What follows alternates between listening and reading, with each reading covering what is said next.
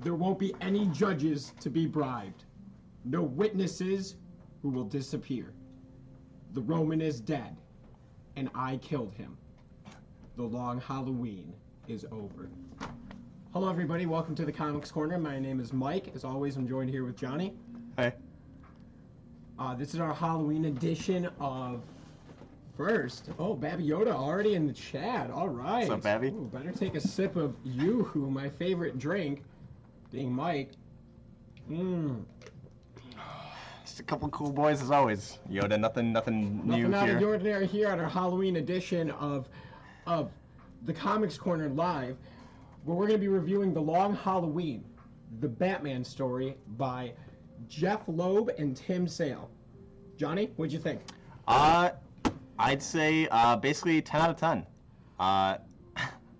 Thanks. I mean, thank you. Who said that to us? Wait, if I'm Mike, but he's Mike, and we're Pastimes, but you're Pastimes, then who's talking to us? the spirit of Pastimes. That makes sense. Congratulating their boys. You gave it a 10 out of 10, eh? Yeah. Johnny? I mean, it's amazing writing. Jeff Loeb. So real quick, I want to get into it at the front here. This was the current edition, the new printing of Long Halloween, and they have a little like introduction here by Christopher Nolan and screenwriter for the Dark Knight trilogy, David Goyer. And it's funny because they cite the Long Halloween as like direct inspiration for their trilogy, especially Batman Begins, because that one follows. If for those of you who have seen it, like it's very much kind of like street level Batman going against the crime families, particularly the Falcones of Gotham, and like they cite that like for the source of like why they kind of wanted to start doing the movie, basing it off Long Halloween, because that's what this comes down to. It's basically just a crime story in Gotham. Like not that many, not much supernatural aspects, not too many crazy stuff. It builds up to that near the end, but at its heart, it's just the crime and how it affects Gotham City and the law between we get Jim Gordon representing the police force, we get Harvey Dent representing like the courts and justice system, and then we have Batman protecting the people. So it's from the story aspect, it's amazing. It's really good. It's a pretty long. It's 13 issues, but it reads pretty quickly. What's up, Charlie in the chat? Charlie in the chat. I can't wait to talk about X-Men with you. Man, I loved going to high school with you, Loyola. Those were the best times of our lives. Remember that time? You know what I'm talking about, right, Charlie? But then, yeah, we get into the art, too, and the Tim Sale art is awesome. It's very noir. We get a lot of these, the black and white shots, just some great use of shadows. I like his representation of a lot of the characters, especially when we get to the villains, like the way he draws the Joker, and spoiler, some of the other villains that we see, the Rogues Gallery of Batman. I really like his renditions of the characters, so much so that I've got some figures here that we'll show off in a second, or later down the line when we get to see their appearance. Mike, those are yours. You should know what those. That's right. Those came from my house back at the. My garage. Back at Mike's garage. Dude, I never read this before today, and it was phenomenal. I mean, 10 out of 10 nails it, dude. Yeah. This is, boy, I see why this is up there in terms of the best Batman story. Yeah, this is fantastic. It's well written. It has a great pace. The art is awesome. I dig it. I can see why people would not dig it. The art. Yeah, I mean, it's stylistic in certain ways, but yeah, I don't know, and like man, Joker, like you said, the villains are a little odd, but like it's a great story, and it had me falling for all the twists and turns all along the way. Friend about this. I read it here at the store today, so Mike got to see my reactions to it because I've avoided spoilers for my whole life, and dude, there are some twists and turns. This is a great book. It's great writing.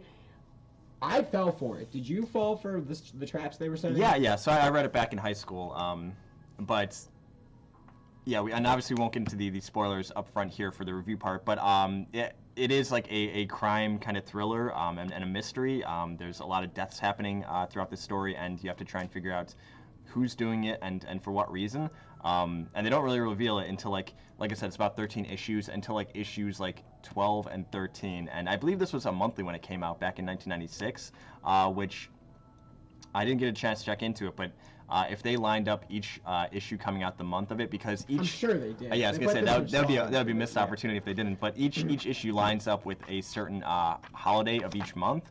So it begins on Halloween and ends on Halloween. And, as you're reading through it, like, we get more and more information, a murder happens basically every month, and it's fun to kind of see it play out. It's not like a kind of, campy Batman story. It's a lot more of a noir, like a mafia, like it's akin to something like, The Godfather in a lot of ways, because we're following this crime family, the inner workings of it, and how it's affecting the city, so. And it definitely follows Frank Miller's Batman Year One, which we read. I know there is a Batman Year Two written, which is by Todd McFarlane does some of the artwork, but I can't remember who actually writes it from the Detective Comics issues. But this is like I don't want to say a direct sequel, but everything that happened in Frank Miller's Year One is canon in this book for sure. Yeah. Man, who was your favorite character? There's a lot of good choices. So, all right. Well, now I have to dip into it. So I've got some figures here of Scarecrow in the style of Tim Sale. Let me pop this up Where under the here. hell did you get that? I got this online, so it's a little dusty. Scarecrow, I think I need to leave the dust on. But I love just lanky Scarecrow, the straw hair, the hat. He shows up in this issue. Spoilers, or in this book, spoilers. But Yeah. I mean, it's whatever. It's a Batman story. There's gonna be Scarecrow, and my all-time favorite. Fiddlesticks. No cursing in the chat. Oh my God! Right down. Right down. You scared me. I dropped my figure. Don't startle Johnny like that. Exactly, We know how yeah. he likes to peek the mics. But the Mad Hatter is such like an underutilized in a lot of ways Batman Rogue Gallery character, which I absolutely love because I grew up with Alice in Wonderland. That's probably one of my favorite like childhood stories. So the Mad Hatter's gimmick is like he manipulates people with his like mind control hats. In this one, we don't really get to see that much of him, but he shows up, and I don't know, it's the Mad You Hatter, like man. him. They're cool. Exactly, I yeah, and like he's got a sweet outfit. Exactly, he did. So it made him go mad. He's got a sweet pistol attachment and the little teacup. teacup. Little I like teacup. that That's came like with you can get accessories. like a little drop of you. Do they have the whole Rogues Gallery in this edition? Do they have a Joker one? I believe so, yeah. So and so this one Have a came Batman? with a little like chapter or Oh yeah, calendar yeah. page Oh, I do to think there are coincide ones to in coincide with yeah, and like they each had their own figure line, but I'm like I gotta get Mad Hatter. He's the best. This was one of the best Batman stories I ever read. Yeah, so maybe I think the Rogues Gallery in some cases, but honestly, real answer Harvey Dent. Yes! This is some of the best Harvey Dent That was my answer. in comics that I've ever read, and I really appreciate it, and I could see why Christopher Nolan would have when writing the there's Dark Knight Batman. trilogy. Oh yeah, I do. Oh, up there's There he is. Joker. Oh, I was looking at 16 Mad Hatter. hours left. Buy Mad Hatter for $13 or $30. So if you guys are, what are you talking about, right, Dami? We're dressing up.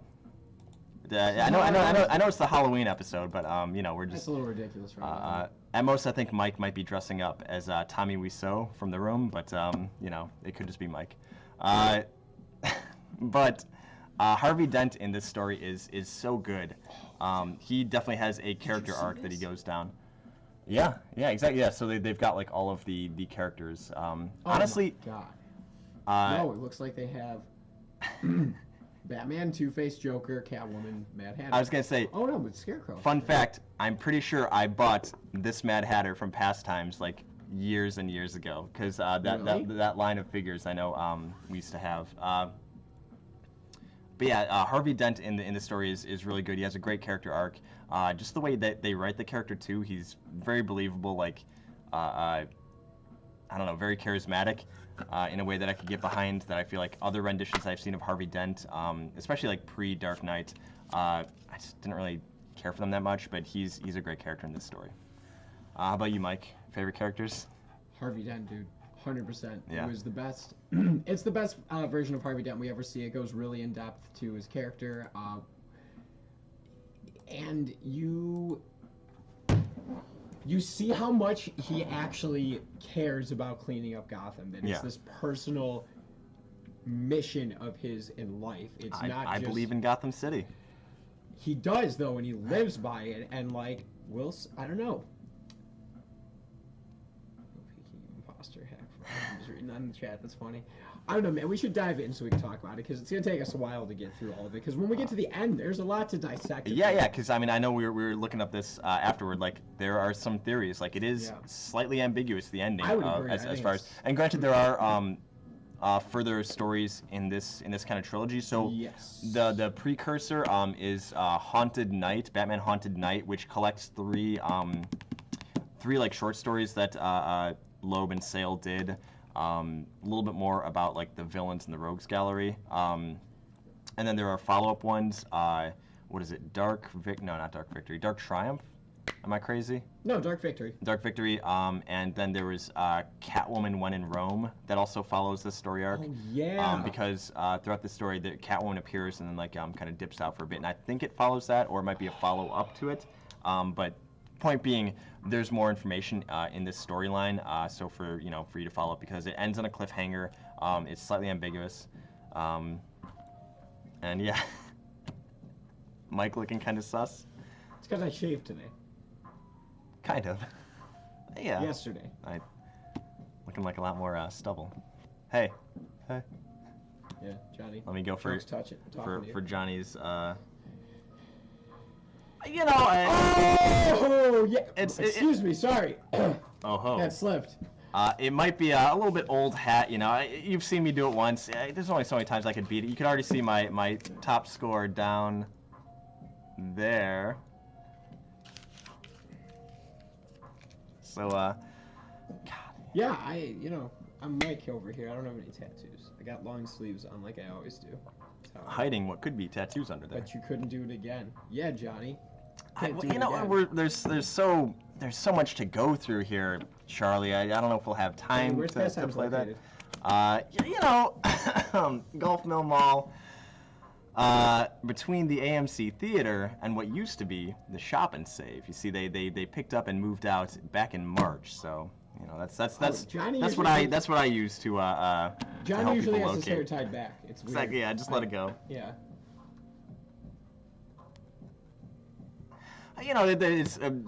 Gulf Mill Mall is a large structure, so there's about 5 streets that are coming through here. So it could be any number really. I don't know, Johnny. It's These people hard to... don't seem to believe anything you're saying, man.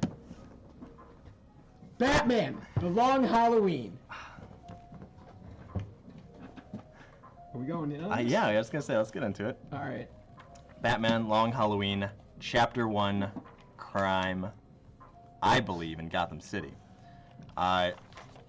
So right at the beginning here, we get to see Bruce Wayne. He is attending a real gala event.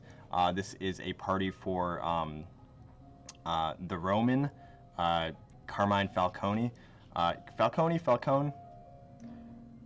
How do they not say it? Or how do they say it in Batman? I was gonna say, yeah, that's it's been a while since I've. Oh, they do. Okay. Yeah, I thought it was think Falcone. they call him Falcone. I think it's supposed to be Falcone. Okay, like Coney Island.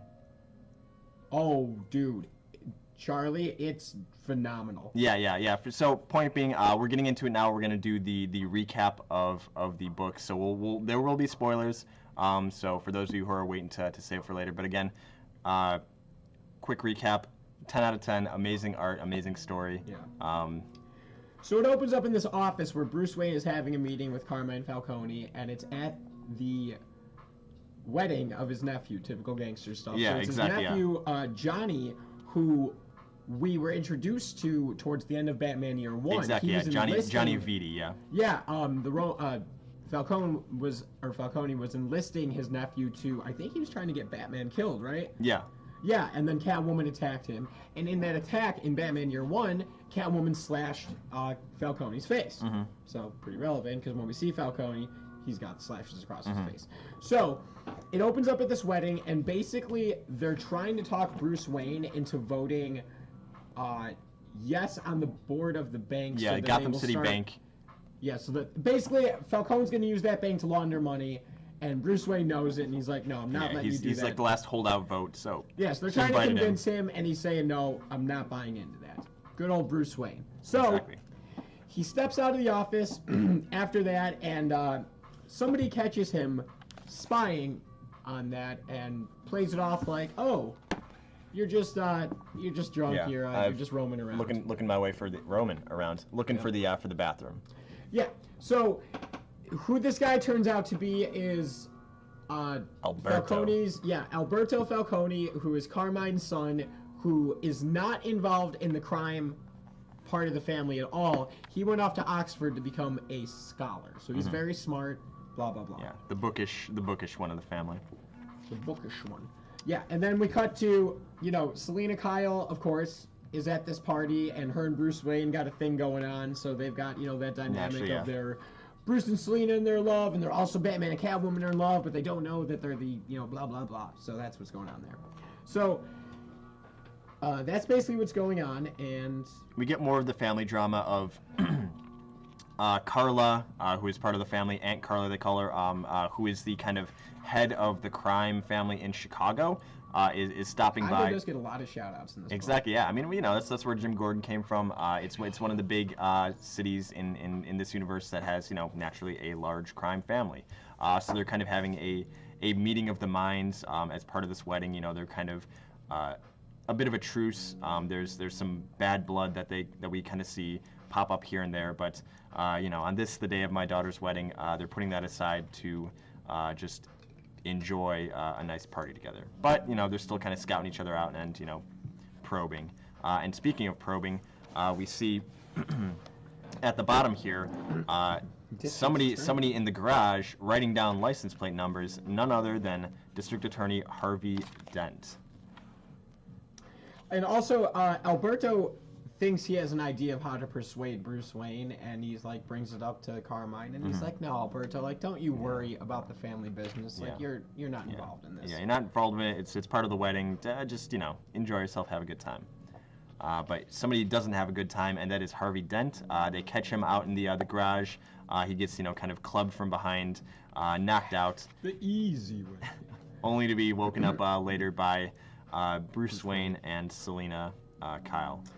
And they offer him help, and he's kind of a dick to Wayne because he's kind of a dick to Wayne because Bruce Wayne is rich, and he kind of sees him as like you're just high society, you don't care about us low people down here. Even though Bruce Wayne, has donated to his cause and donated to his campaigns and stuff. So it's kind of weird that he's so, put off by Bruce Wayne, even though... Yeah, just he doesn't really trust him, basically. Yeah, because he's rich. So, Selina Kyle... Yeah, they part ways. Yeah, so he's like, "Hey, you doing anything the rest of the night?" He just kind of blows her off. And he's like, "Yeah, sorry, it's late. Can't do anything. Gotta do Batman stuff. Your loss." So, choking on my own hair over here. Happens. So it cuts over to Jim Gordon's office after that, and Harvey Dent's in there, and it's just he's rubbing his head, and he's like, "Yeah, all these mob bosses were at the Falcones."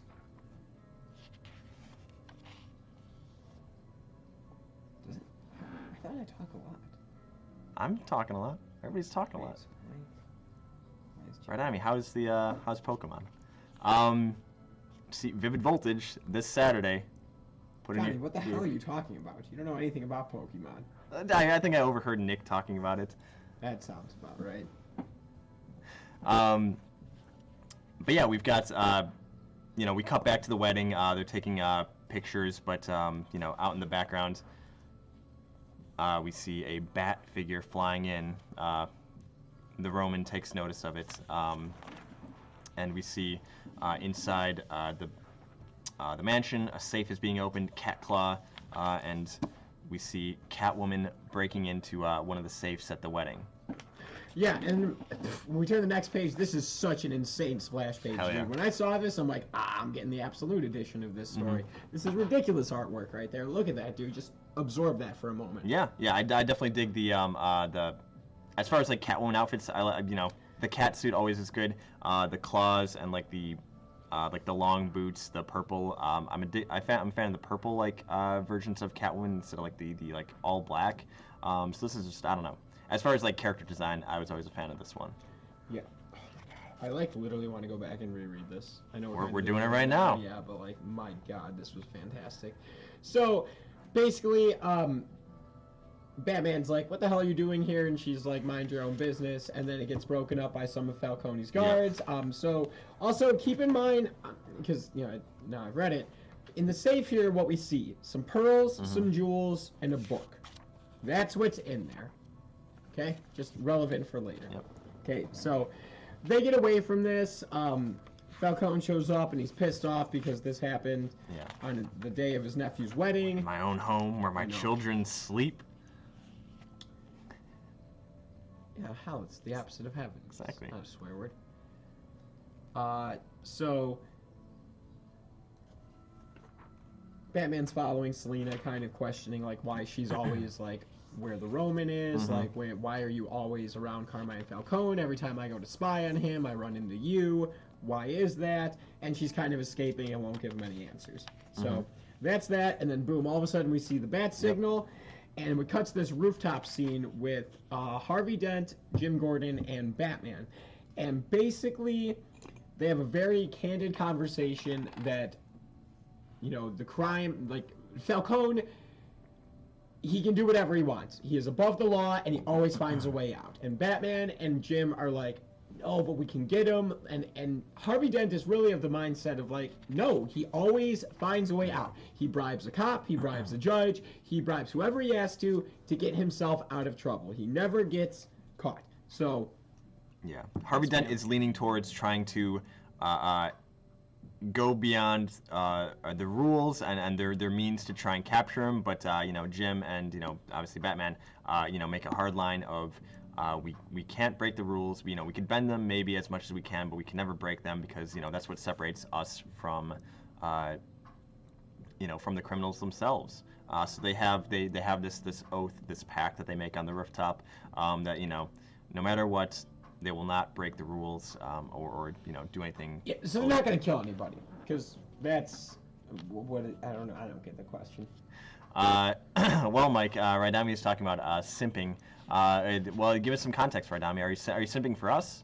Because we accept, subscriptions. Subscriptions are fine. That's not going. That's not becoming a simp. That's just becoming a fan, a follower, and we're always happy with that. That's where we kick our followers free code cards for Pokemon. So, the last thing here on the rooftop, though, is that once Batman does his Batman thing and disappears, Jim and Harvey notice that he left behind a little date book, basically, which is the thing we saw in the safe, and it was Carmine Falcone's personal ledger with a lot of information that would help get him indicted. So, exactly.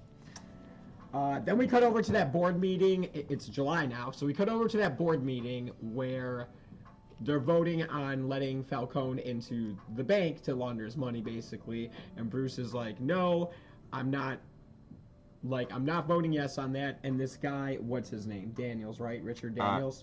Richard Daniels, who's one of the board members. Yeah, he's already bought by Falcone, and he's like, oh, come on, Bruce. Let's do it. And they even mention here that, he lives in a place that, no bank executive could afford. Exactly, yeah. He's literally bought by Falcone. So after the meeting, Bruce storms out. Oh yeah, no, yeah. He gets So, go on. Yeah. So after the at the bottom here, they break up the board meeting, because Bruce is like, no matter what, I'm not going to vote for it. We can't let him, launder his dirty money here. We cut to later at that night in Richard Daniels' penthouse, which is way too luxurious for somebody on his salary. He is getting approached by the Batman saying, the Falcone money, keep it out of the bank. And we see in the newspaper, Chief Daniels resigns, Bruce Wayne to head. Yeah, so Batman got the job done. Now we're in August, and Falcone wants that dude dead because he bailed on him. Sorry. Yeah, sorry, no, we need the zip code too as well, Raidami, sorry. Go ahead. Okay. Yeah, those numbers threw me off. I didn't know what they meant, and then I kind of deciphered them. They mean something. Yeah, so he's kind of pissed that this dude backed out, so he wants him dead, and now all the other mob bosses are saying, well, ever since this happened, no banks are even letting us, in. No one's letting us launder our money, and they're like, wow, this is a problem. And then here, yeah, if only somebody had an idea. Yeah, so Roberto Falcone chimes in again and is like, I think there's a way, and Falcone shuts him up, and he's like, no, son, you're not involved in this. We're talking business. And he wants his nephew there, Johnny, because he's going to help do his Johnny stuff. So, then we see, cut to Richard Daniel taking his wife out for a movie in September, and boom, he gets killed right on the street. Gangland style drive-by shooting. Gets shot. Nobody knows what happened. Somewhere in the city, the Roman is laughing.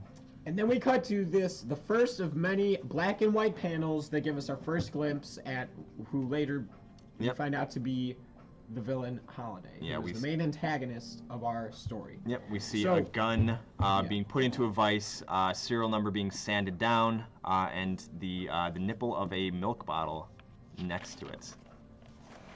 Great transition. And yeah, I do like that. At first I was like, wait, so is Jim the guy? Exactly, yeah. Yeah, so it cuts to Jim Gordon getting the call that Richard Daniels is dead, and so he calls Harvey Dent. Harvey's wife answers, and she goes down to tell Harvey, and we see Harvey down here working with a vice, Yeah. Also, real quick, thanks for stopping by, Right On Me. Hopefully you come on back. No simping, my boy. And then Mongo, also thank you for coming on by. Glad you were not disappointed. Yep. Halloween. The longest Long Halloween. Halloween. But yeah, as we were saying, we see Harvey Dent in the basement of his house, you know, at a workbench with a vice. I don't know. Yeah, and you know, she's like, you know, Richard Daniels just been murdered.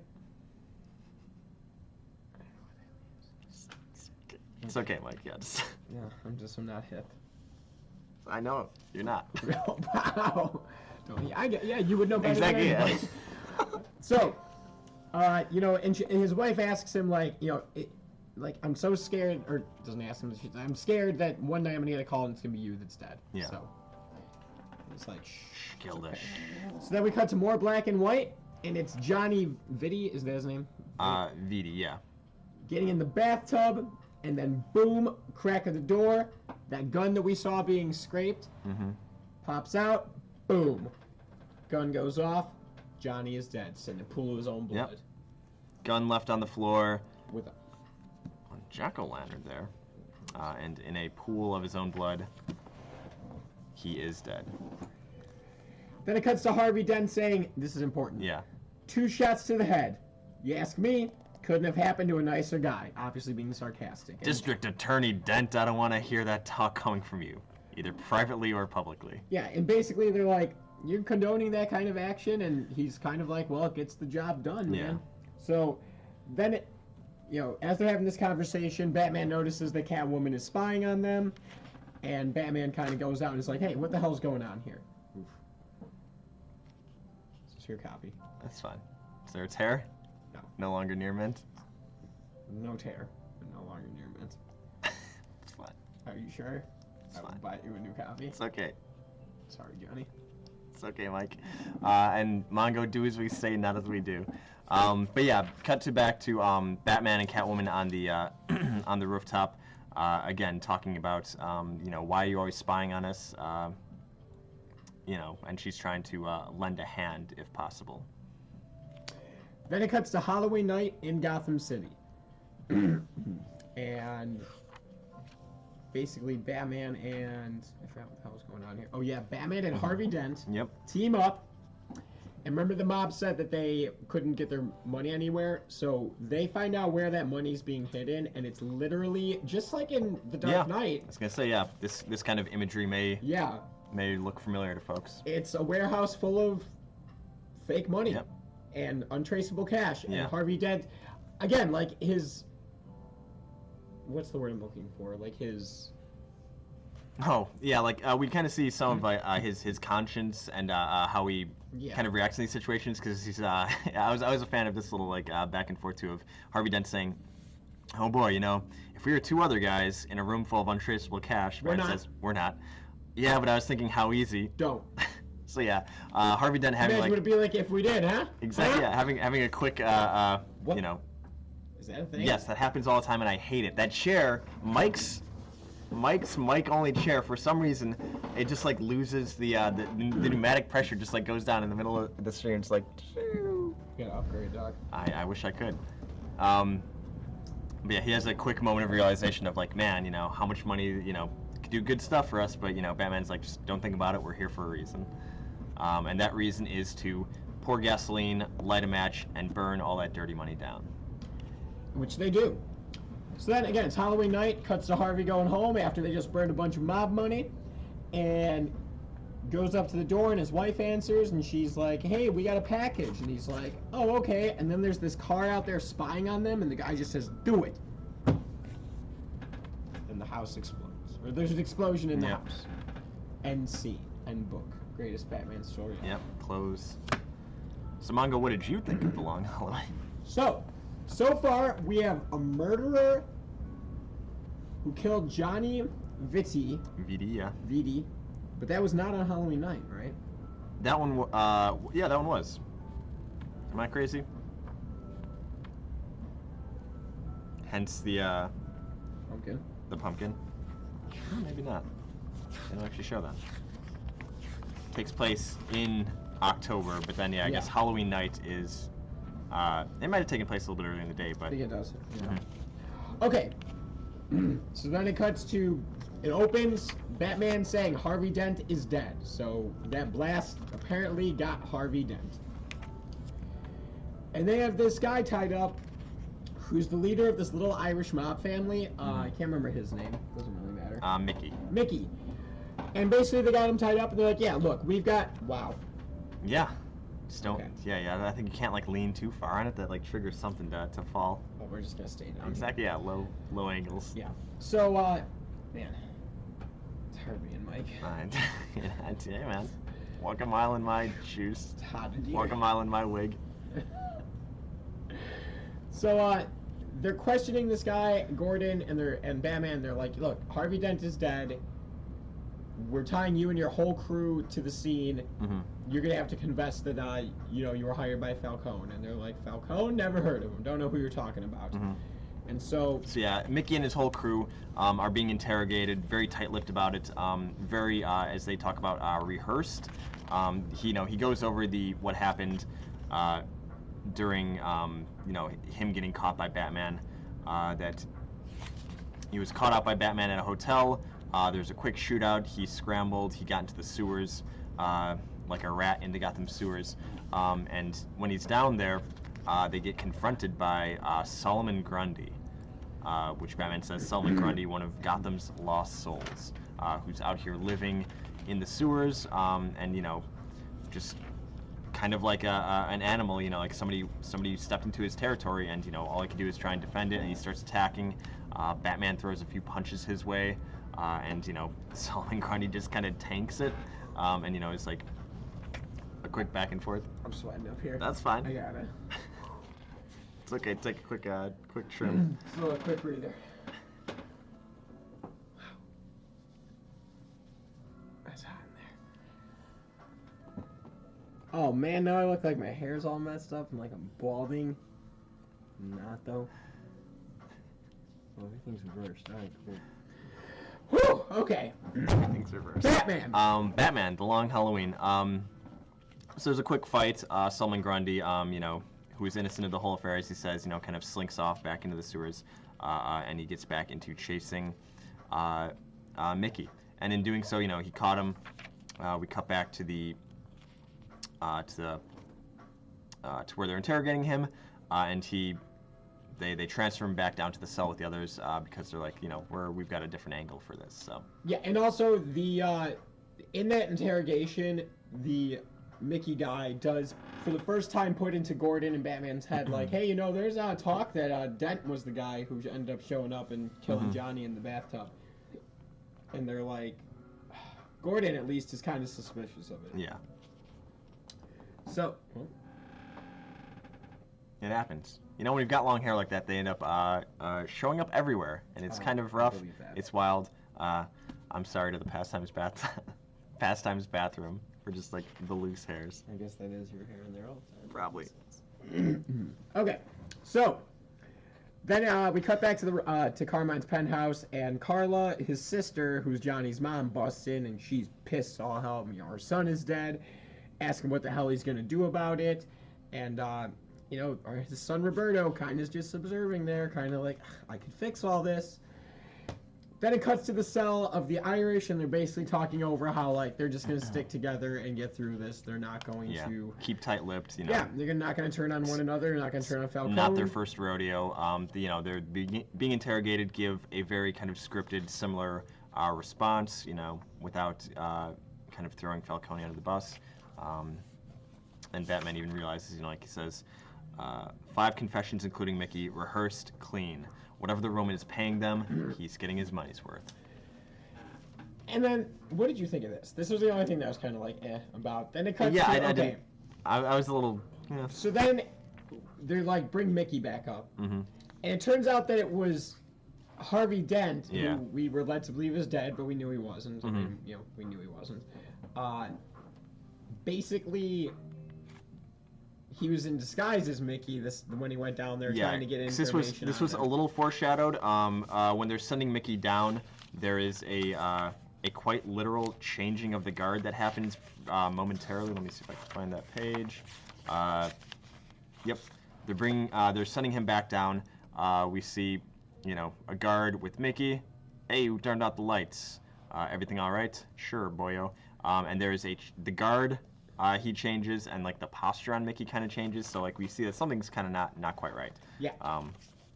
So, and he didn't give any information on Falcone. So they're like, wow, we're gonna have to let them get away. They're gonna make bail in an hour, and sure enough, they do. So then it cuts to just a few scenes of like Harvey Dent going to the hospital to visit his wife who got damaged in the blast.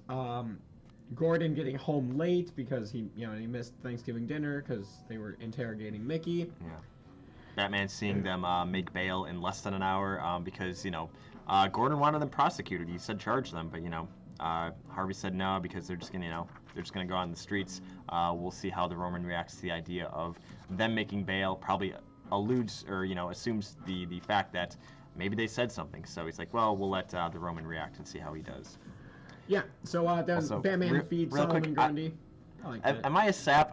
I kind of teared up like for a brief moment on this quick little scene because the idea is this take place on Thanksgiving night, and that's why we see how they're spending their Halloweens or their Thanksgivings.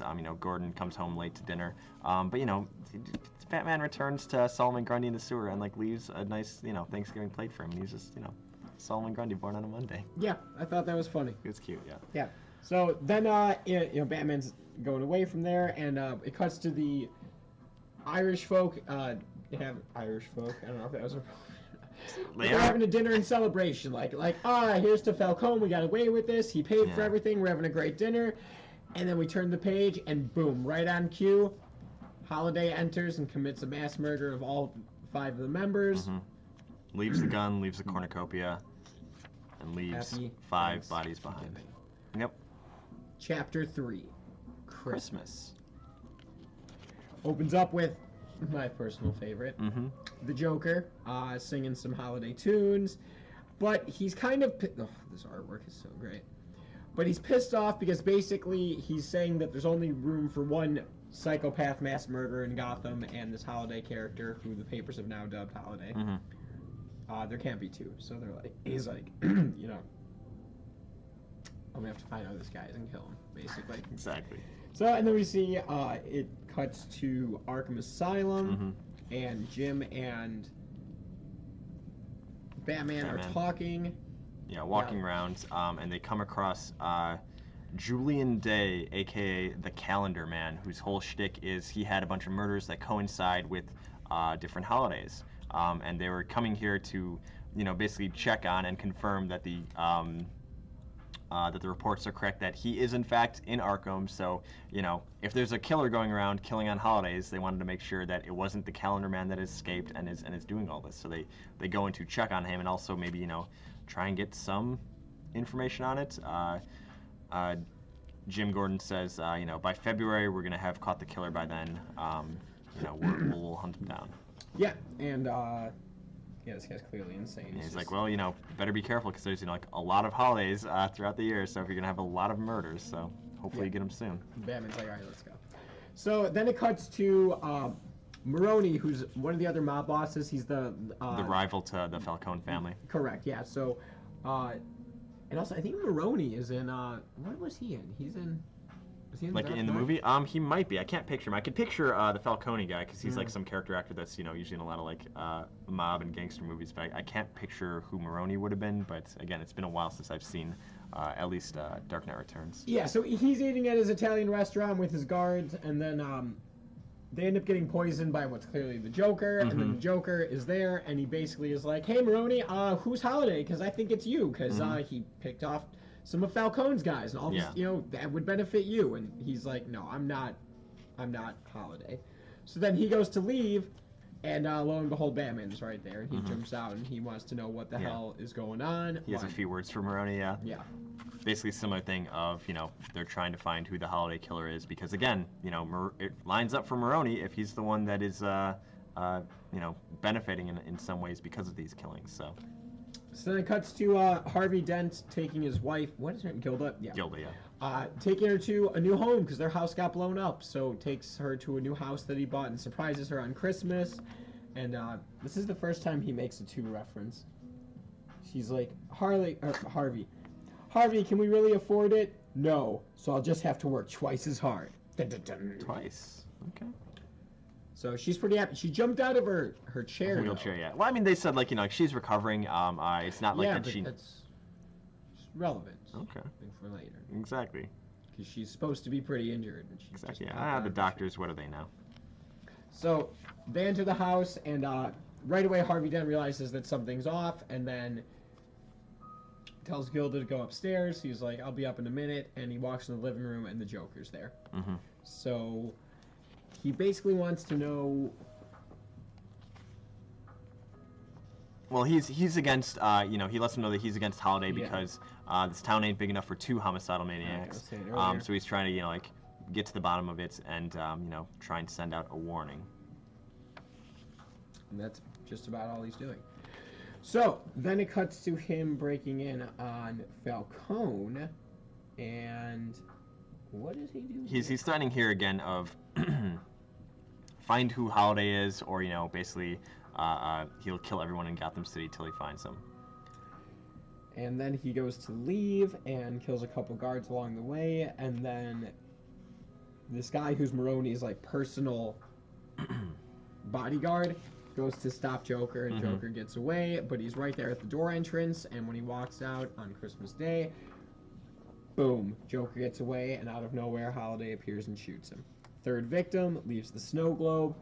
Third victim killed on a Holiday. Have a Merry Christmas, Joker. It'll be your last. Yeah. So that's how that goes. So end chapter 3. What's up, Eater? As it should be. It's Halloween almost.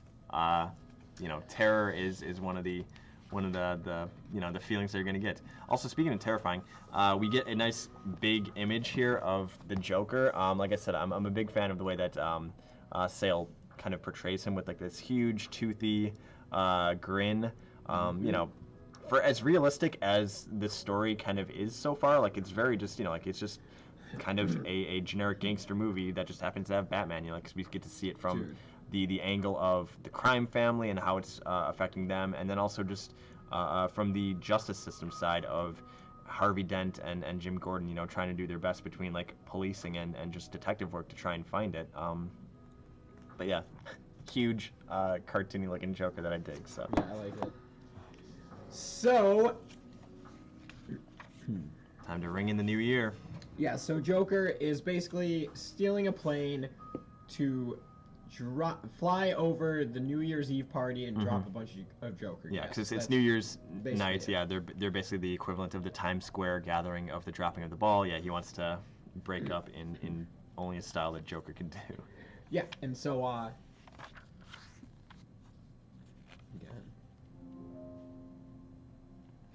Again, yeah. What do you, Yeater? You're gonna have to explain. So Batman is basically like, oh, there's Joker. I gotta stop him before midnight. And that's basically what he's going to do. So then it cuts to Harvey Dent in his office doing late night work, and it's the first time we're introduced to his secretary, basically Vernon. This nerdlinger. Yeah, and he's basically like, oh, why are you still here, Vernon? And he's like, oh, I'm always working late, just like you, sir. And basically a little ass kisser, and that's and then he's like, I have something important I have to show you on the Roman case. And he's like, I can wait till later. And he's like, no, I think you want to look at this like right now. And he hands him a file, and he says that there's some connection. Sounds familiar. I was just reading what he said. Also, real quick, see what I mean, Vernon? There's 2 ways of looking at everything. Oh, yeah, there you go. And so, he says that there's some connection between Bruce Wayne and Carmine Falcone. Basically is how that goes. So then it cuts back to the Joker doing his Joker stuff. Yeah, Jokerly stuff. Yeah, they're flying a biplane. Idea with putting Joker gas over the city. More sweet Batman right there. Yeah, exactly. It's a fun little fight. No, it's Johnny's where Johnny should be. Mike's where Mike should be. Well, also, I guess Yeater's running a little late. You didn't see the full effect. But yeah, I was dressed as Mike. I had to take the wig off. Yeah, the wig was too hot. Each other for Halloween. It was a joke. But I can't wear that wig anymore. I'm just like sweating. Full on Johnnying it. So, then it cuts over to Gotham Harbor, and Falcone is having a New Year's Eve party on his yacht, and what's his name? Maroni's there, and basically they're having a little like spatter, and he's like, "What's going on here?" Oh. Yeah, he said, oh, wow, yeah. Just keep seeing things pop up. And he's like, look, I think your holiday basically, or like, basically like you are in cahoots with him because all of a sudden people on my Yeah, end he's like, are yeah, dying. isn't it interesting that this holiday killing stuff is only touching my family in Yeah. all of this? Like, he's like, there's more crime families in the city, but it's weird how it just happens to the Falcones. Interesting. Yep. But so, I digress. So then it cuts to his sister just going out for a smoke, and we see over by the edge of the yacht, Alberto, yep. Alberto is standing there by himself, hanging over the edge, and all of a sudden, Holiday appears out of nowhere and shoots and kills Vernon. And we see the blood in the river. Harvey Dent returning home. Sorry. Yeah, so he, he's coming home on New Year's Eve, and his wife says, "Wow, your hair's wet. That's weird." And he's like, "Oh, it's been snowing," but he was wearing a hat, so that's kind of strange. Speaking of wearing hats. Yeah. So, yeah, you're right. But yeah, so inside are the Gordons, and have a small little New Year's get together. Yeah, and Harvey Dent's kind of surprised that they're there, and he's kind of like, oh, and just like walks away. And Jim's like, I'm gonna go help. And you see here for the first time, really, that like Gilda's really like being affected by Harvey always being away at work and like so focused on this Roman case. So it's affecting her, and that's kind of relevant later in the story. Yeah, they're trying to talk about like how it happens, but even Jim Gordon's wife, Barbara. All right. Yeah. Babs or Barbara is she's like it's a holiday. Let's leave the work stuff at home. So Jim goes in the kitchen to talk to Harvey, and Harvey is like, we have to talk about Bruce Wayne. So there's something going on between we're involved with Bruce Wayne. Cuts back to the airplane. Bruce is fighting the Joker on it. Really cool fight scene, and basically he's able to stop him. I mean that's really the gist of it. Move right along there. Yeah, to his knowledge, he kind of stopped the murders that would have happened on the holiday, but not without him knowing somebody was killed, and we see a few days later along like the shores here, the coast, Falcone approaching this guy who ends up being the city coroner. You finish this and grab a beef stick. You want one? Yeah, of course I would. I would love. Exactly. I'm with Oh, we should order pizza. Yeah. Do we have enough time? Oh, it's early enough. It's 9. It's the longest Halloween. What do you think? Do we do it? Yeah, Yeater, what do you say? Do we get some food, my man? It's an army. Yeah, exactly. It's an army of pizza. Yeater, what do you like on a pizza? I feel like we asked you before, right? And I think it was you and or Mongo that we polled for what we should be getting for pizza. So let us know, my man. Also, Yeater, any plans for Halloween? Yeah, I figured it was Mongo. Any plans for Halloween? I know obviously it's an awkward year for holidays, especially like Halloween. I know here at the mall, there used to be kind of an event where trick-or-treaters would come through the mall, and we would, I would usually hand out like comic books, like books from Free Comic Book Day, books from Halloween Comic Fest. But obviously with the pandemic going on, they want to curtail that by not having a bunch of people wandering around the mall. So that's not going on. But yeah, making Halloween sweets. I mean, yeah, that's the thing is I guess we'll see how many trick-or-treaters come to ours. Are still going out this year. But yeah, not allowed here. Yeah, I was gonna say not allowed here, but where I live in Glenview, like to be honest, like the subdivision that I live in Glenview, like every year it's like maybe we get like anywhere from like 4 to like 6 groups of people, like because I would usually be the one manning the door giving out treats, and it's like 5 times throughout the night, and then also I think there's like a curfew at like 8 for trick-or-treating in Glenview. It's kind of lame. Back in my day, we were out till like midnight just wandering the streets. So like a dirt cup. Oh, Yeater, that sounds amazing. I love Oreos, I love jelly worms, and a Halloween gingerbread house sounds amazing. If you do make it, you should probably post it in the Discord if you want. I would love to see that. Pastimes.net/social for that Discord too. Are we ordering pizza? You think you got time? It only took like a half hour last time, right?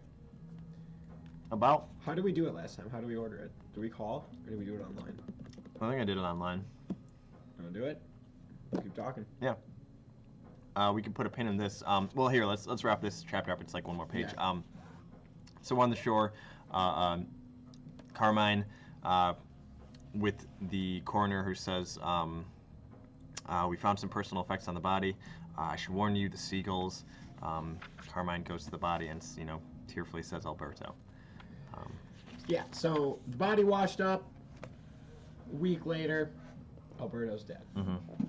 Struck. Killed. So wait, are we putting a pin in it? Ooh, Valentine's Day. Good question. A lot of people stopped by. I know Chuck dipped out because, he was here for the review part, but, doesn't want to have the whole book spoiled for him because he's going to read it still. Also, I think we have a couple watchers who just don't do the chat. I know. Yeah, which happens. I know there's at least 1 or 2 people watching that probably aren't in the chat. Yeah, so which, totally fine. Thanks for coming on by, even if you don't really necessarily say anything. You're always welcome to say hi. We'll shout you out. Just a cheese pizza, Yeeter, you monster. That's what I'm gonna order. Super well done. Johnny, you must. Yeah, you're right. That was pretty well done. And then the other people came by Yeet. I know it's always kind of late in the day when we stream, but it's the only time we can, so it works out. We'll get you 3 slices, Yeet. But yeah, if you want to, should we start? Oh, I thought that was the Power Rangers logo. I was gonna say no, it is, but it looks like a pizza slice of just Good cheese. No crust, no sauce, just a brick of cheese. Just some bread. So you just want crust. cheese, Yeet. Yeah. Do you want to start ordering? Who, me? Yeah. Online? Yeah, if you want to. In the meantime, I will talk about recap and review within a review.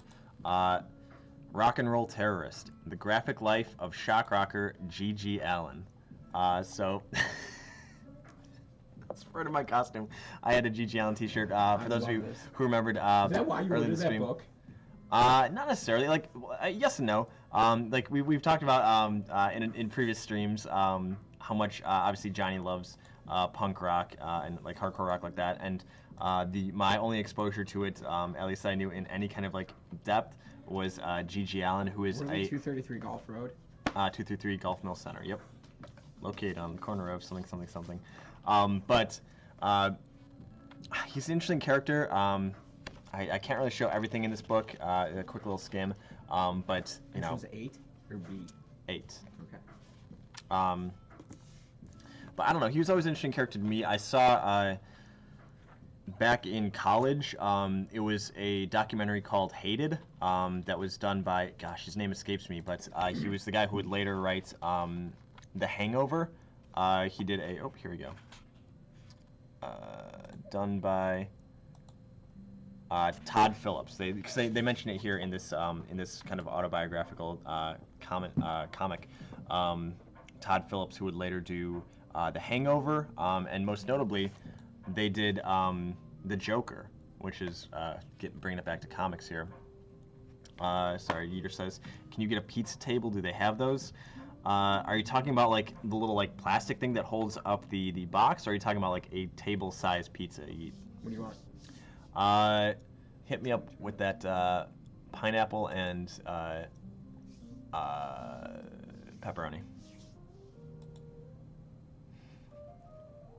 The mini table? Hell yeah. I don't think so. That's usually like, I feel like that's, not to judge, but I feel like that the whole shtick with that was, it was usually like, either if it was a bigger, deeper dish pizza or poorly made cardboard, because the idea is like, you know, like it's supposed to keep the cardboard from like dipping into the pizza, so then you're not like opening up the pizza box and like cheese is stuck to the top. What was the pineapple what? Pepperoni. Nice. So I feel like that's why like you don't really see it that often, because you don't really need it if like the cardboard is like rigid enough, right? That's exactly, yeah. Get a little flavor on that pizza. Wait, who's from New York? That's Raidami. Is he still here? I don't think so. Raidami's pop up in the chat if you are. Hey, I'm thinking about getting Brooklyn style. Hey, I'm Do I get watching Brooklyn here. Style What or is hand toss? Brooklyn style? Is just like thin, like one big slice. They're bigger. Yeah, exactly. I've had Yeah. it before. Mhm. I guess yeah. If you just want like. Oh, Brooklyn style is only available in large or extra large. I was gonna say yeah, like it's a big boy pizza, or at least a big boy slice. So. For the deal. Depends.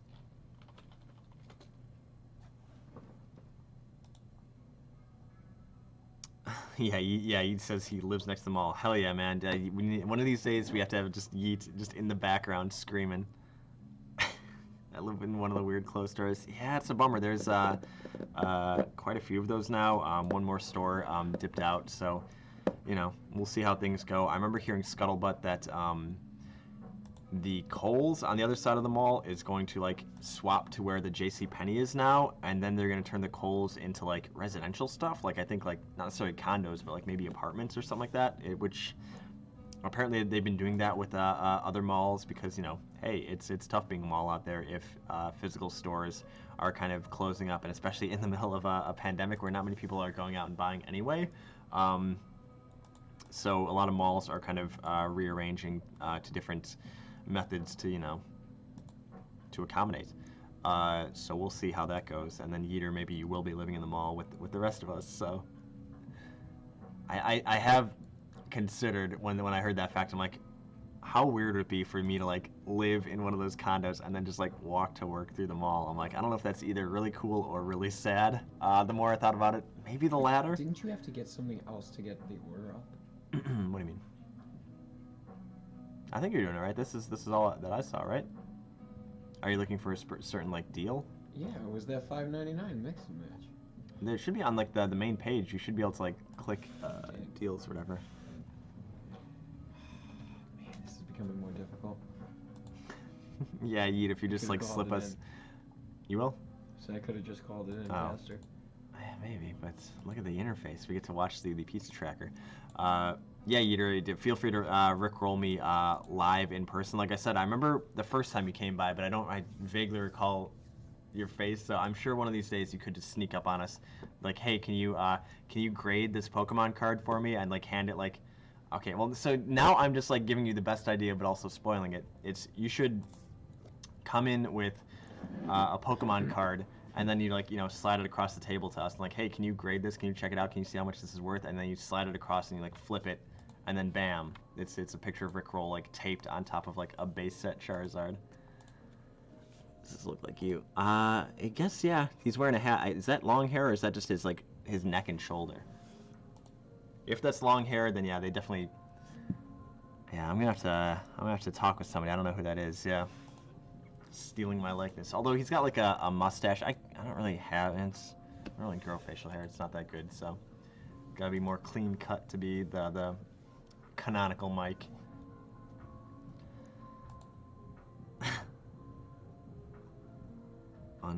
Uncle Knox, huh? Well, now this is happening. Now I am Googling things live.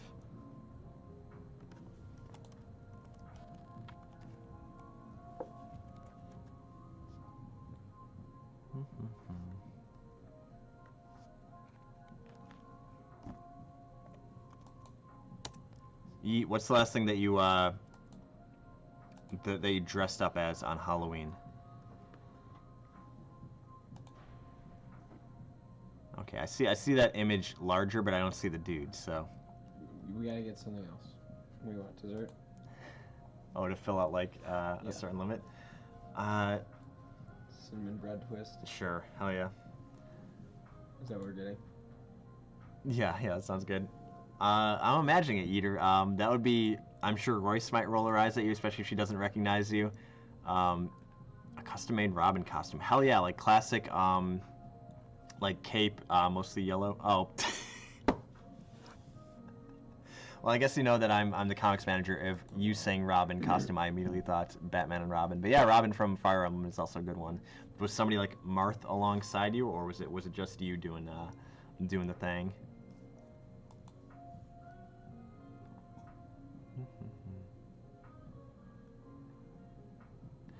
Oh, hell yeah. Sorry, I just got a PayPal notification that a book that I bought from Books A Million that was on back order for like 4 months finally went through. Nice. You know what I mean? It's a manga too, so it's good years. Oh, speaking of, I don't want to run over and get it, but this is between you, me, and Johnny.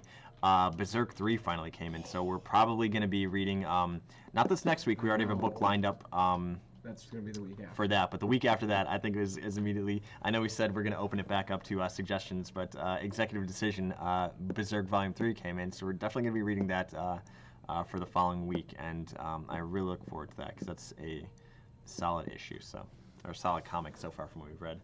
And we've been waiting on Berserk Volume 3 for the longest time. Speaking of books that we ordered quite literally like 2-3 months ago, so we'll see how that goes. Eater, speaking of Fire Emblem, who's your favorite Smash character? I feel like we talked about this, who we thought mine was, and the chat guessed correctly, but... Got cash for tip? Yeah. How much do you need? $5. Oh, you always gotta tip the driver at least $5. Oh yeah, no, definitely. Let's didn't know if... Yeah, it's a break at 10. Fortunately, we're in a store that has 5s. Cloud, my main. I guess I probably wouldn't have guessed that. Wallet reveal. It's my wallet is always just like I usually have like the phone one, just because I don't know. It's convenient. I get to have my Gloria Jeans loyalty card here. I just used one. I'm already back up to 5 out of 10. Man, these free drinks are gonna be mine in no time. Here we go. On those two. And then I've got, well, bam. Tales from Pastimes. Bam, Mike the Comic Keeper. Yep, there you go. Eater, if you ever need to contact me, there you go. There's all that info. And then just miscellaneous nonsense too.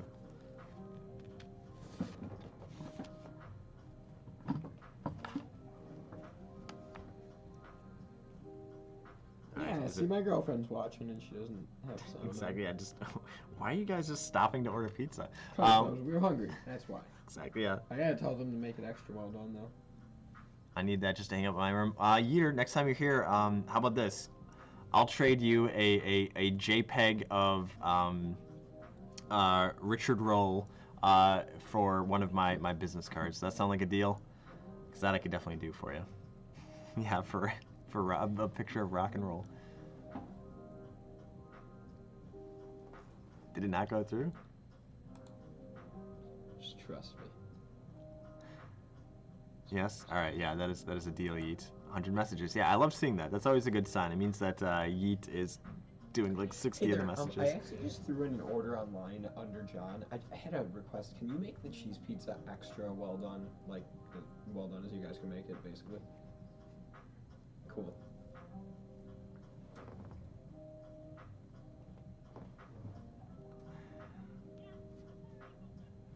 Oh, can you do it even more than like double well done? I meant to like type that in. So, all right. Thank you so much. Appreciate it. Bye. Oh wow. I think she hated me. I was gonna say, yeah, like the fact that she said it and then you're like, no, like well done. Hi, I'm John. I'm a weird cheese pervert. Can you burn that sucker up? And like, no, don't worry, we're already toasting it. Yeah. Okay, here's why. Because we've clicked on that before, and it has come and it's not. Oh yeah, definitely. I mean, because that's the thing. It's like just I don't know, like. Because they try to get it out as fast as they can, which is fine. Exactly. Yeah, and well done is such like an open-ended like term. But I'm letting them know that they can take an extra 30 seconds and get us that later. Yeah, exactly. And I don't have a color printer. In answer to your question, Eater, yes. The more hand done, the better. I would certainly, like I said, I've got one with your. I'll have one literally with your name on it. I could sign it too. So.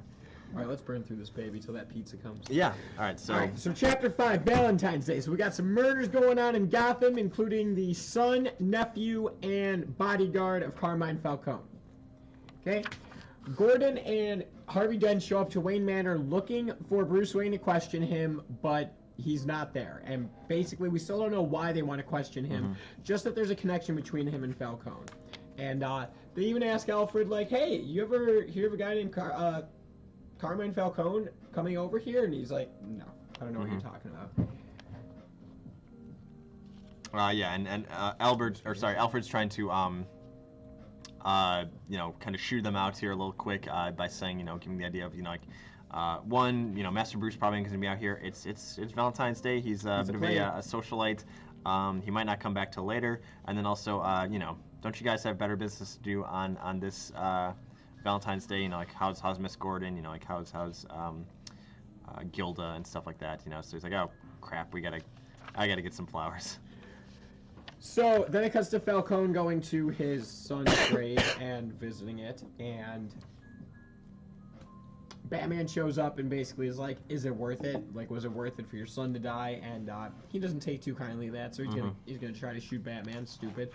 And Catwoman comes out of nowhere and saves him, quote unquote. And once again, Batman is like, "Why the hell are you always around when Falcone is here? Just like, camping around Falcone, weird." yeah. And she gets away, and then it cuts to, or he lets her go. Then it cuts to later that night, Bruce and Selina meet up for a Valentine's date, not knowing that they just were seeing each other as Catwoman and Batman. And while they're on this date, a woman comes up and approaches them and offers a rose.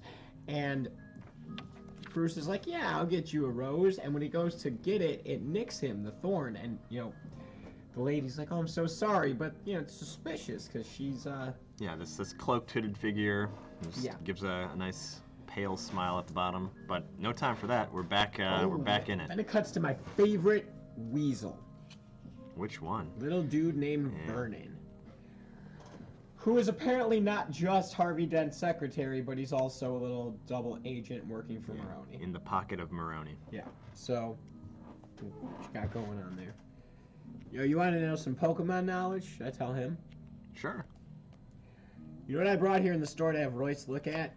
Was my complete collection of all 151 original Pokemon cards base set, including my Shadowless, Blastoise, Chansey. And Venusaur? That one's not Shadowless. Okay. But everything. All 151. Charizard, Blastoise, Ivysaur, Bulbasaur. That's all. That's like half them right there, so just imagine like double that. Yeah. Right. Times 3. So, Vernon is working as a double agent and is basically telling Baby Yoda. Maroni, No, unfortunately not Morpeko. That was not one of the 151. I was gonna say, yeah, Baby Yoda lurking in the chat still. That's cool, man. I'm down with it. You can have some pizza with us, Babby. Mm-hmm. So, he tells him that Harvey Dent's coming for you, Maroni. And so he's giving him insider information for a lot of money. So, then we see a bunch of goons. Yeah, but they're hired Falcone's goons. guys, and they're hanging outside of Maroni's restaurant, and they're gonna basically off Maroni, but then out of nowhere, boom, boom, boom, boom, boom, holiday strikes again, Happy Valentine's Day.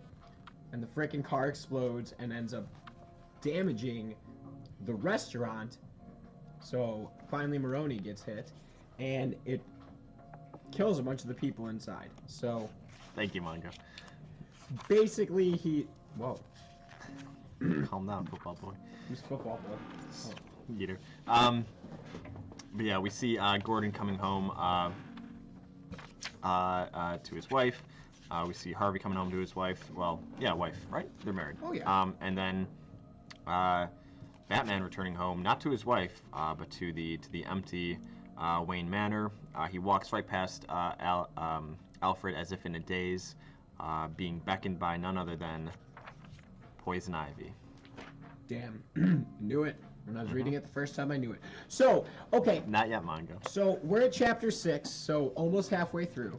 So, reading it for the first time, who did you at this point think was the killer? I was leaning Harvey Dent, but I was like, that seems too obvious. They but definitely, I'm like, it's they definitely also do overtly hint that, like, adding up, yeah. Like, I took notice at the beginning of the whole, like, that gun scene of they've got the workbench in the basement, and we see, Harvey working on that bench, and between his attitude with all of the gangsters of watching them die, he's like, oh, couldn't happen to a nicer guy. He definitely seems all for the suspicious shit where he was in his basement after the gun was getting forged, exactly, yeah, and he saw the vice. Because like he alluded to at the beginning of the story, this is kind of the only way to get these guys off the streets and bring them to any kind of justice, because just the justice system fails. Like they're gonna be out on the streets in less than an hour. Like they've got nothing, like no hard evidence on them, so it's just gonna be a mockery of the court system. So it's like, well, only way to take them down is to take them down. And so far to this point, they haven't really given you any allusion to anybody else. Yeah, kind of. So, okay. So then it's St. Patrick's Day, chapter 6, opens with somebody getting released from prison, asked to step back. I thought it was Solomon Grundy at first, based off. Sure, the, it is. It the is figure. a big guy. Yeah. Early parole. It's a chick. In this. Who do you think it is? In this. Getting released from prison. Yeah, like look at this. It looks like a big, you know. No, don't. That's burly dude. It's Falcone's daughter. Oh yeah, no, but I mean, like I was just saying, like that's what I thought, just because like the silhouette, like Yeah, it looks early like on. a big dude. Yeah, but Exactly. Yeah, yeah. But then it turns out it was Falcone's daughter getting released from prison. We don't know why she was in there, Sophia, but he got her out because he's like, "Yep, the family needs you. Shit's going down."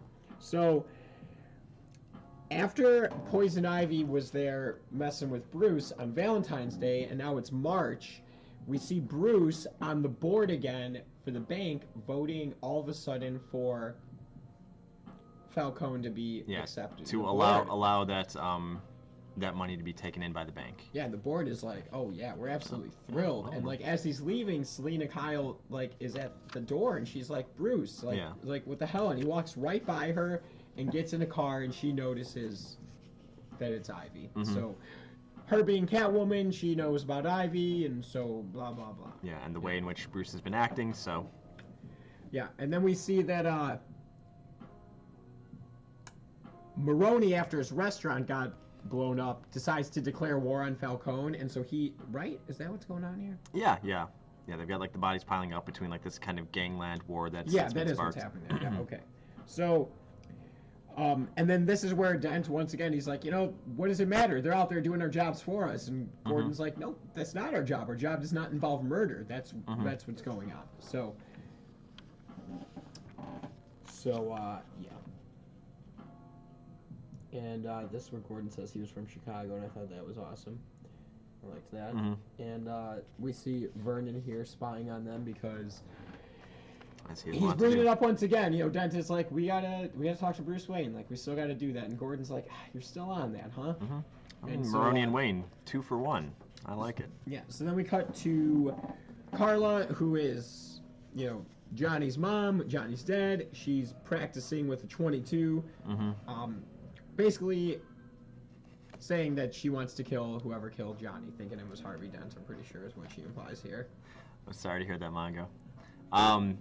Yeah, and then they talk about, you know, why she has that gun, you know, basically as a memento from, you know, the dead brother, and, you know, her plan is to kill Holiday with that, so. Yep. Then it cuts back to Bruce's house. Oh, and, but she, what did she say, though? She's going to do something. Oh, they're going to hit Maroni on St. Patrick's Day morning, and they don't want Carla to get involved. They don't want her to get in the middle, and she's like, nah, I don't care. It's fine. Yeah. So then it cuts to Bruce Wayne's house, mansion, and he's having dinner with Poison Ivy, and she's just mind-controlling him, and Catwoman breaks in. These splash pages are all incredible. Also, this is a really good trade paperback, like the quality of it. Yeah, we talk about those things a lot. So in this scuffle, Poison Ivy is able to free Bruce from the mind control, and Ivy gets away. That's basically what happens there. Then it cuts to the Maronis getting hit, right? Or no? Yep. Yeah, there's a hit happening on St. Patrick's night. Yeah, but wait. Or sorry, the night before. Is this the hit that Sophia was talking about, or is this Holiday killing? This is Holiday. It's in black and white. Yeah, So this is who's Holiday. killing? The Maroni family, because we then see. Oh yeah. She says someone beat us to the punch. Yeah, exactly. Yeah, right. they're rolling up on it, ready to their own hit, the one that they were talking about. But you know, someone beat us to the punch. And Maroni looks out the window. He sees a car rolling away, and he says, "Holiday." You know, he thinks that this was the person that did that. Although we know better. Yeah, and then Catwoman ends up giving Batman a cat call. Oh, yeah. Unintended. And he shows up on the roof where the bat signal is, and she, you know, basically thanks her for saving Bruce Wayne. He's like, oh, you know, he's a dear friend of mine. And then it cuts to Carmine Falcone handing money over to Poison Ivy. To a green hand, yeah. Basically thanking her because he got what he wanted. He basically hired Poison Ivy to mind control Bruce Wayne and get him to vote to let them into the bank. And this is relevant too because earlier on in the book we see Carmine Falcone talking about the super villains, of Gotham, calling them freaks. We don't deal with them, like they're separate from like what we do. Like he doesn't see them as like legitimate. But some reason now he is working alongside them. So, Chapter 7, April Fool's Day, opens with the Riddler. It's like a back and forth between Riddler and Batman, basically trying to figure out the same riddle, who is Holiday. Two great minds. And so they're going over basically who they think it is, looking at the evidence, and we find out that Riddler is there in the presence of Falcone, trying to figure out. Falcone brought the Riddler in to answer the question. To try and solve it. So good at it. So, actually, this is funny. I will inform you of this now. Earlier when I said I saw a spoiler, I accidentally opened to this page. Yeah, exactly, yeah. And I was like... Out of context, yeah. Exactly. Yeah, I was like... It's like, oh, there it is. Catwoman's the killer, and I just spoiled it. What they're doing here is they're showing their theories. Yeah. Riddler and Batman's theories on who would be the killer and why. Exactly. And so this is explaining the Riddler's theory that maybe it's Catwoman, maybe it's a woman, because the 22 is light for a woman to handle. Yeah. Here's a few reasons why. Then Batman explains a theory about why it would be Maroni, because it would make sense for him to take out all his competition, and then kind of maybe throw him off the scent with his guys. Right. And then it cuts to, it could have been Darla or Carla, who, even though she would have killed her own son in this scenario, is covering her own tracks. So basically, it's amounting to a bunch of theories. Why the different motives of the characters that we know so far, and why they would be the ones to do it. And then Alfred is basically like, well, what about Harvey Dent? And then it shows Bruce Wayne thinking about that, and he's like, I don't think it's Harvey Dent. Even though the evidence seems to be amounting, or surmounting. Yep. Yeah. And then it cuts back, Batman's sitting there questioning Harvey Dent, and it cuts back to Harvey Dent questioning with Gordon once again, Bruce Wayne. Like, he's if Bruce Wayne is helping the Roman Empire, so there's still some crazy connection that we've yet to.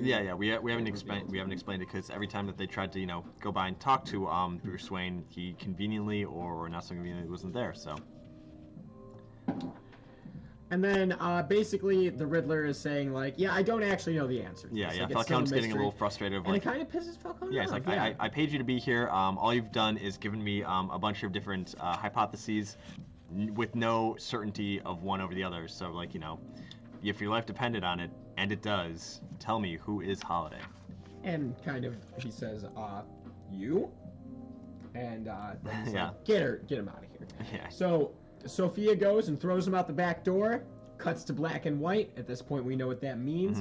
Shadowy Holiday. figure in the alleyway, gun drawn. Pulls out the gun, shoots at the Riddler. April Fool's Day. Doesn't kill him. When does a killer not kill? So first time we've had a killer not kill on the Holiday. So we're now over halfway through. Chapter 8, Mother's Day. Dude, this book is so good. Yeah, it is. It's only getting better. Calendar Man. Yeah, Calendar Man getting interrogated by Batman again. Basically, like, I thought you'd have this guy caught by February. It's was it March? Yep. May? No, May. April. Yeah, April. Yeah, May. It's May. So, and basically it's just a bunch of back and forth, and Batman brings up the possibility that it's Harvey Dent, and he's kind of like, him? I don't know, I don't think so. And then, like, while this is happening, there's an escape at Arkham Asylum where he's being held, and we find out that it is none other than Jonathan Crane, the Scarecrow, who is now inexplicably broken out of Arkham Asylum. So, but he's noticing that he had an accomplice, because he's using his detective work. Oh, there's a badass. This is speaking of why I love the Scarecrow, just this image. Also, the Doctor Strange villain Nightmare is very similar, of like cool, spindly, tall, like lanky dude riding around on a horse. So like this was huge update as of 9:24 p.m. Daniela began the quality check of our pizza. I've got a note here that says, burn the hell out of this boy. I'm pretty sure that's what I'm crisp gonna this end up pizza. getting. She's got like just a jeweler's loop like, yep. See, Well and they're done. saying the ETA is 9:41, and it's 9:34. Danielle, are you sure that could happen? Maybe during the quality check, they were like, it's not burnt enough. Exactly, So yeah. they're send it in. Pass it with a lighter again. Yeah, I have a feeling they're gonna fucking ruin that pizza. I think I pissed that woman off. Shouldn't have. People ask me stupid crap at Starbucks all the time, and I had to do it. Can you scrape the foam off of my steamed milk? Can you make my drink well done? Yeah. No, more well done. Yeah, I know what you guys think well Exactly, done is, yeah, but let me no. tell you, I got a Yeah. different definition, and it ain't that. But you know what is well done, Johnny? This fucking art. Look at... Oh! Johnny dropping F-bombs. Let me get an F in the chat for Johnny. Is that what it means? That's what it means in my mind. Yeah, that was wild, dude. I didn't even expect that. My I've got ears are it. burning. Exactly. See, that's what I said. You gotta save it for the right time.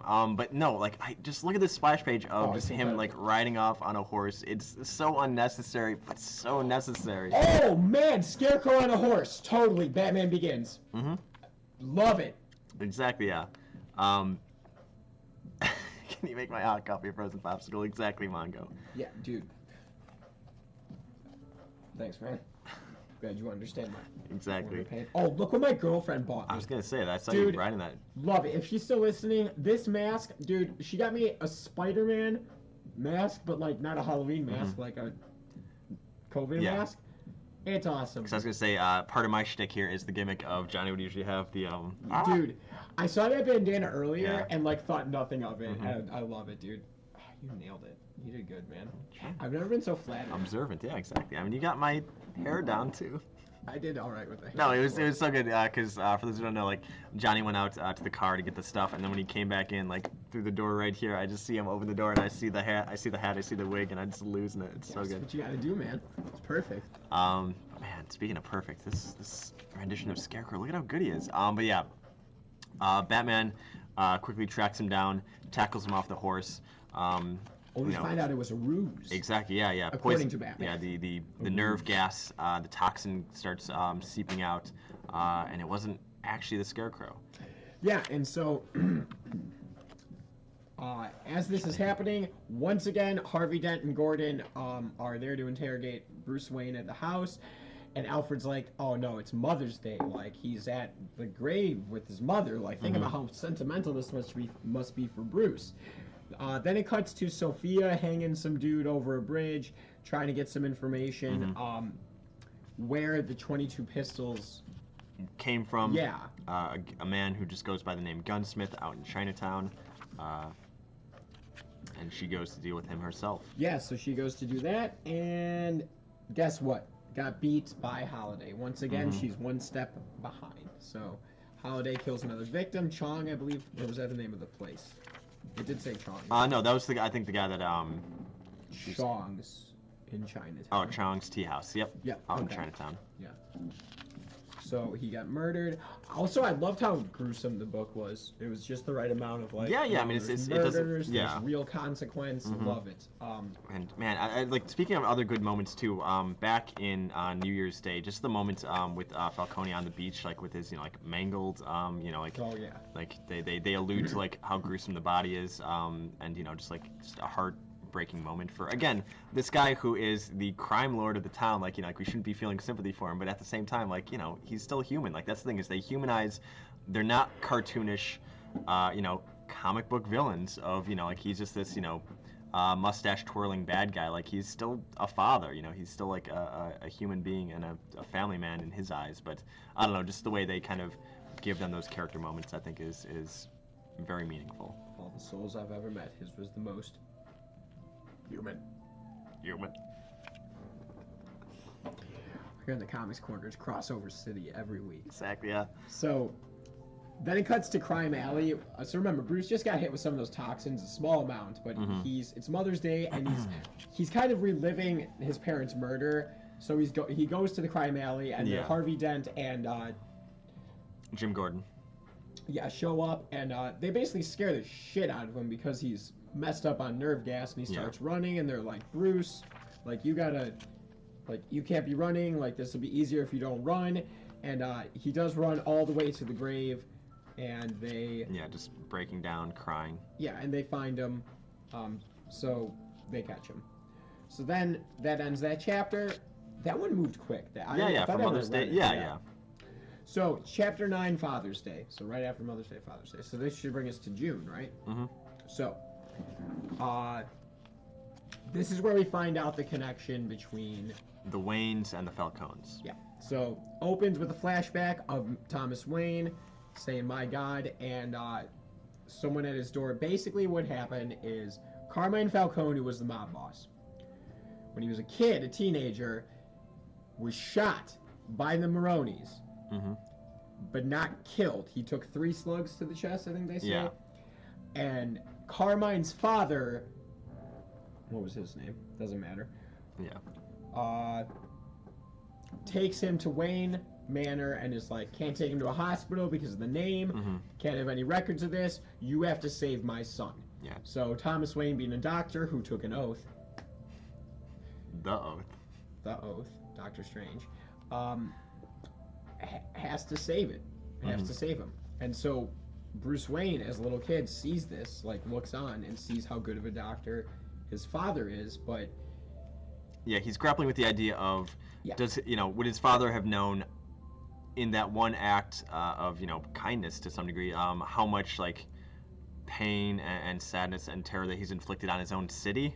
Because, the Waynes are all about trying to improve Gotham City, and in doing so, he basically kept alive who would become, the crime lord of Gotham City. Yeah, so he's kind of grappling with that idea of, like, his father saved him, but also kind of damned and doomed a lot of people. I really liked that. I thought that was an interesting dynamic, and I actually didn't expect that to be the thing that was the connection. Sure, yeah. For the first time, I was like, what the hell is that connection going to be? I was hoping it wasn't something like that his dad was involved in crime secretly. Sure, yeah. That crossed my mind, so I'm really glad that it was this, like, he was kind of put in this situation where he either goes back on his oath as a doctor or he does this regrettable act of kindness. And also in doing so too, he didn't want to take payment for it.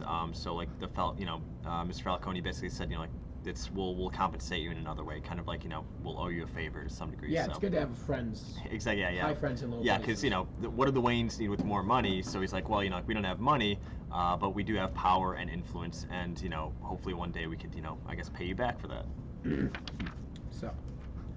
So Bruce is in jail now, by the way, awaiting his trial. Trial, yeah. And Alfred is giving testimony about this this connection between, because he was there for, he saw, he was there that night, and he's explaining, how what Thomas Wayne did to try and protect himself and the city, but and it was the Maronis, Our timeline Maroni, like the guy we've been dealing with this whole time, Sal Maroni, it's his father who shot Carmine. Yeah. So there's Sal Maroni and Carmine Falcone, and they both had fathers. I was gonna say, cut to the corkboard. As most kids do, and Sal's father shot Carmine. Carmine's father took him to Thomas Wayne. That's that. Yeah. So after the testimony, cuts to Sal talking to Luigi, his father, in this garden, basically like the Godfather. And he's like, no oranges, tomatoes instead. And he's like, what do I do? This holiday character's killing everybody. And he's like, should have finished off that Carmine Falcone when he was a kid. And then, boom, right on cue, Holiday pops out and pops off Sal Maroni's father, Luigi Maroni, right in front of him on Father's Day. Happy Father's Day, yeah. Leaves him a tie. Also, Bruce got out of that trial thing after the testimony by Alfred, just in and out, just like the villains. Exactly, just yeah, like weird. The criminals. It's as if the criminal justice system is flawed.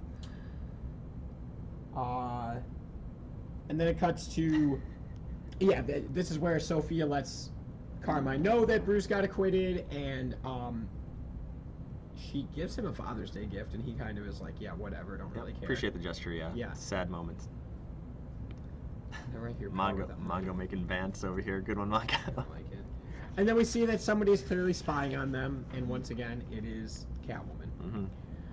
And then it cuts to, Jim Gordon Yep, just back at hanging out home. with his kid. How's Harvey doing on Father's Day?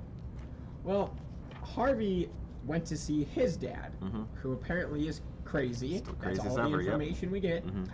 But his father gave him a gift, a coin. And he basically was like, I was so sure that Bruce Wayne was doing favors for the Falcone family, but a jury of my peers didn't agree with me. It's like they flipped a coin. Heads he wins, tails I lose. And Bruce Wayne, with all his money, his good family name, goes back to high society. So once again, he really has a problem with rich people just kind of getting to do whatever they want, even though Bruce didn't do anything wrong. Certainly And, reasonable, yeah. It's the first time we see him with the coin, you know? Yeah, he says that leaves the rest of us to take care of what needs to be done. Yeah, so then we cut back to Scarecrow, who we get now our introduction to Mad Hatter, who's this crazy little creep. Love it. Man, So this good. pizza's late. Like, yeah, exactly. Pizza Yeah. dude's got 30 seconds. Exactly, we're counting. I don't know. I was always a fan of Thumbs this up. scene Thumbs up. because, like I said, we've got my two favorite Ooh, Batman. Boyka is in our neighborhood, 2 minutes away. Good. We'll be. Can I just? I don't need a key for that. I'm just going out that way. I'm not doing the whole gate? around the block thing. You know how to open it? Yeah, there's no Okay. key necessary, right? Yeah. Yeah, I You got just it. turn it. Yeah, You open yeah. it. Yeah. Okay. But yeah, man, we've got Mad Hatter. We've got Scarecrow in the same scene. Yeah. Same place together. I don't know. I love And it. they were hired by Falcone. So after in the beginning of the book him saying he doesn't want to deal with or hire these freaks, he's now hired Poison Ivy, Mad Hatter, and Riddler. And Scarecrow to yep. all do something for him. And Yeah, basically, like, we don't what really does he get want into it them that to do? much, I but, forgot like, what he wanted them to do. Is it even important? It probably isn't. He wants them to do something at the bank. well, we see them kind of working together in this, like, underground laboratory. We know that Scarecrow is known for his toxins. Mad Hatter, they say, is a delusional schizophrenic homicidal character who deals with mind control. But that's kind of all that we get. We just see, again, like, lurking in the shadows is Falcone, who, again, hired these guys. And he has business regarding the Gotham City Bank Depository. So. And then there's just a little shot of like Bruce talking about his father with Alfred, and it's like a conversation. Yeah, we see, Bruce Wayne kind of falling apart, tearing up, yeah. Then it cuts to some really important stuff here. So remember Vernon, our little squealer who works for Dent but also works for Maroni? Well, he basically is like, Mr. Dent, you got to come to your office right now, something really important. And he's like, fine, what could it be? Yeah. And he comes in, and it is frickin' Maroni, who just watched his father die in front of him, and he says, you want a piece of me, and we both want a piece of Falcone. Maybe it's time we found out what we can do for each other. So basically, he's saying, my dad just died, I'm going to turn myself into you, and we're going to get Falcone arrested. Like, I'm going to confess and finger him in court, basically. Yep. Chapter 10, Independence Day. I feel like we should hold off 30 seconds, because I think Bayoka is going to be arriving here. Yeah, you can Just start in a moment. Start getting ready. Let's see. Still got time. Blowing right through it. Oh, Bayoka is pulling up now. Bayoka!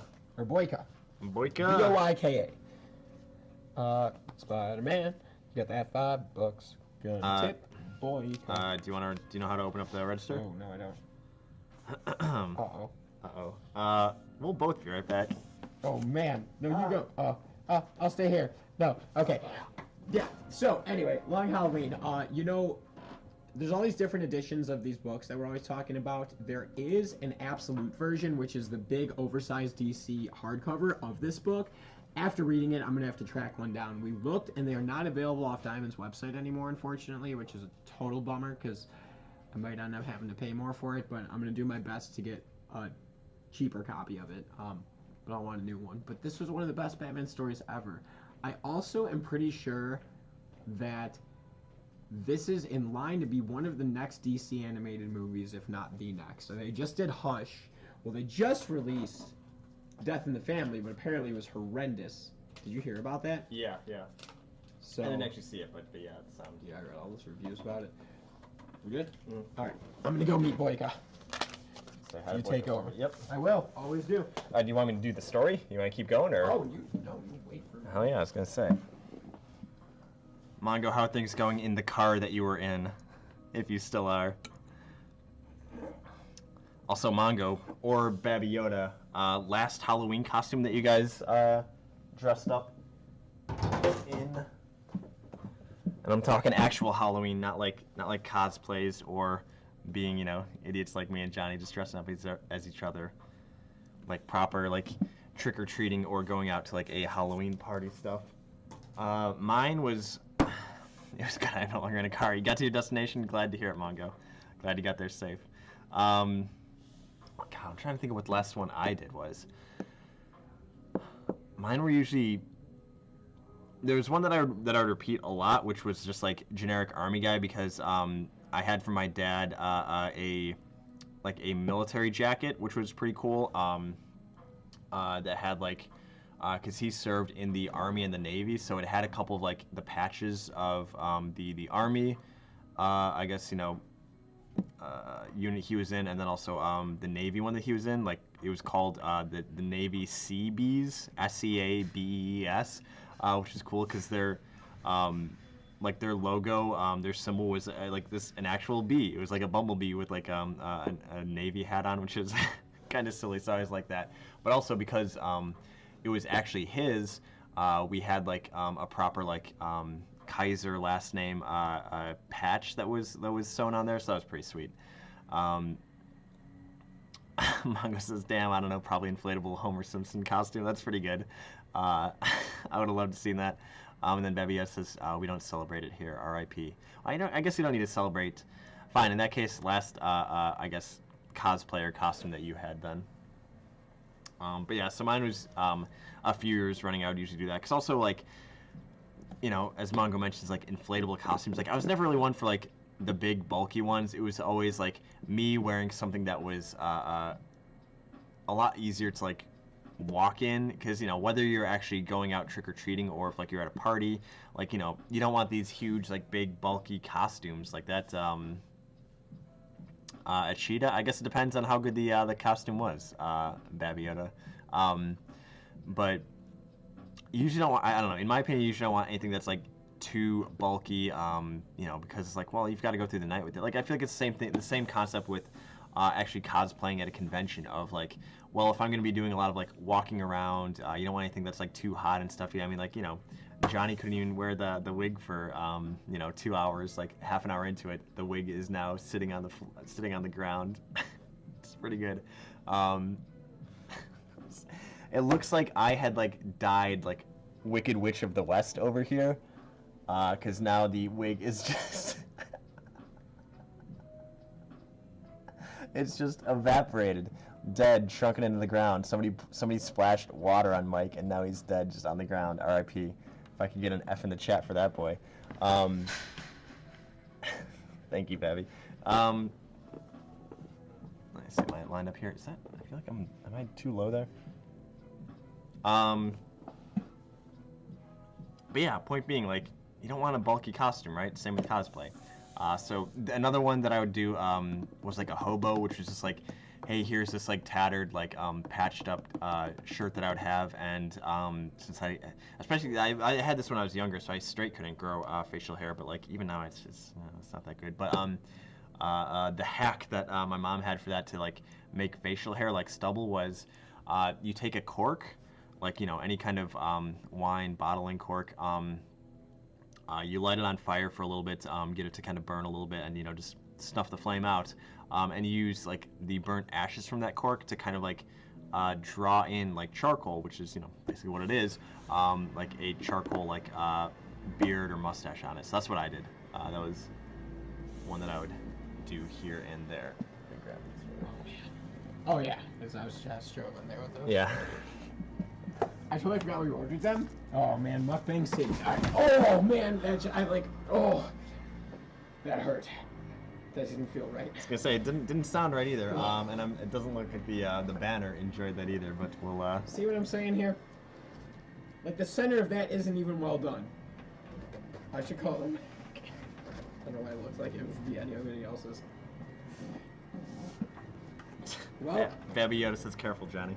Why? Oh yeah. You're almost dying. Alright, I'll have a slice and then I'll get back into it. Yeah, look at, okay. That's like the most well done piece on the whole za. It's not even burnt.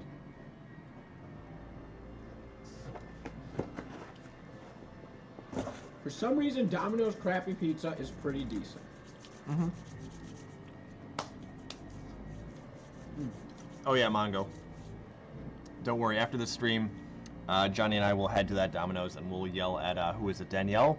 Yeah, no, Quality. next time I'm gonna be like, can you just cook it for an extra 12 minutes and not even just, don't even leave this open to interpretation. 12 extra minutes. Danielle, I trusted your quality control.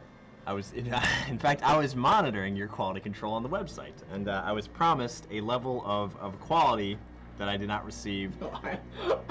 Mongo, I want to call them so bad and say that. I ordered well done, not medium. Dude, that is so good. That is funny as hell.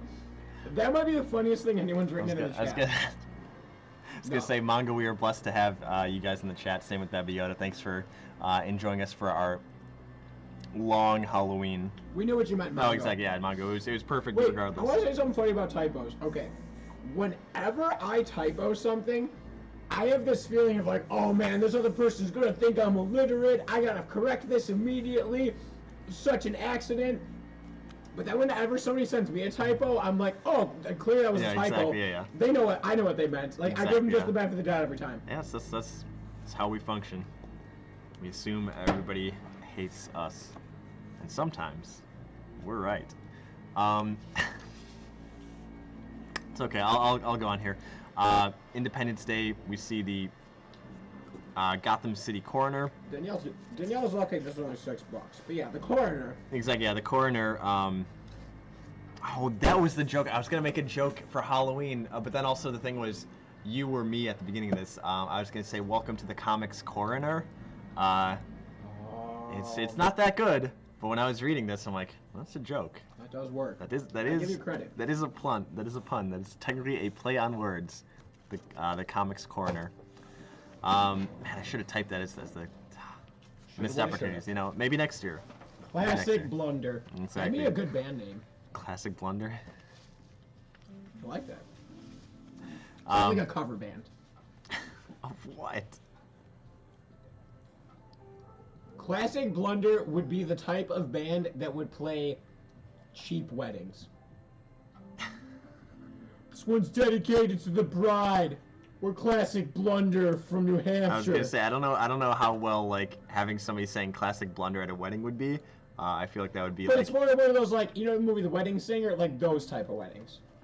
Sure, like at a Vegas like drive-through wedding. Yes. I mean that is. I didn't think we were gonna have music. Well, I was gonna say at that point you call like the wedding chapel Classic Blunder. Damn, this is turning into a funny thing. I sent $1 million idea, Alan. It's happening again. Classic Blunder. Coroner getting shot by the docks, falling, body being, tossed into the ocean. Happy New Year's. So, we don't know why though. Yeah, we don't know why. Yeah, that's just a literal cold opening. 4th of July, Bruce and Selena are celebrating at Wayne Mansion, Wayne Manor.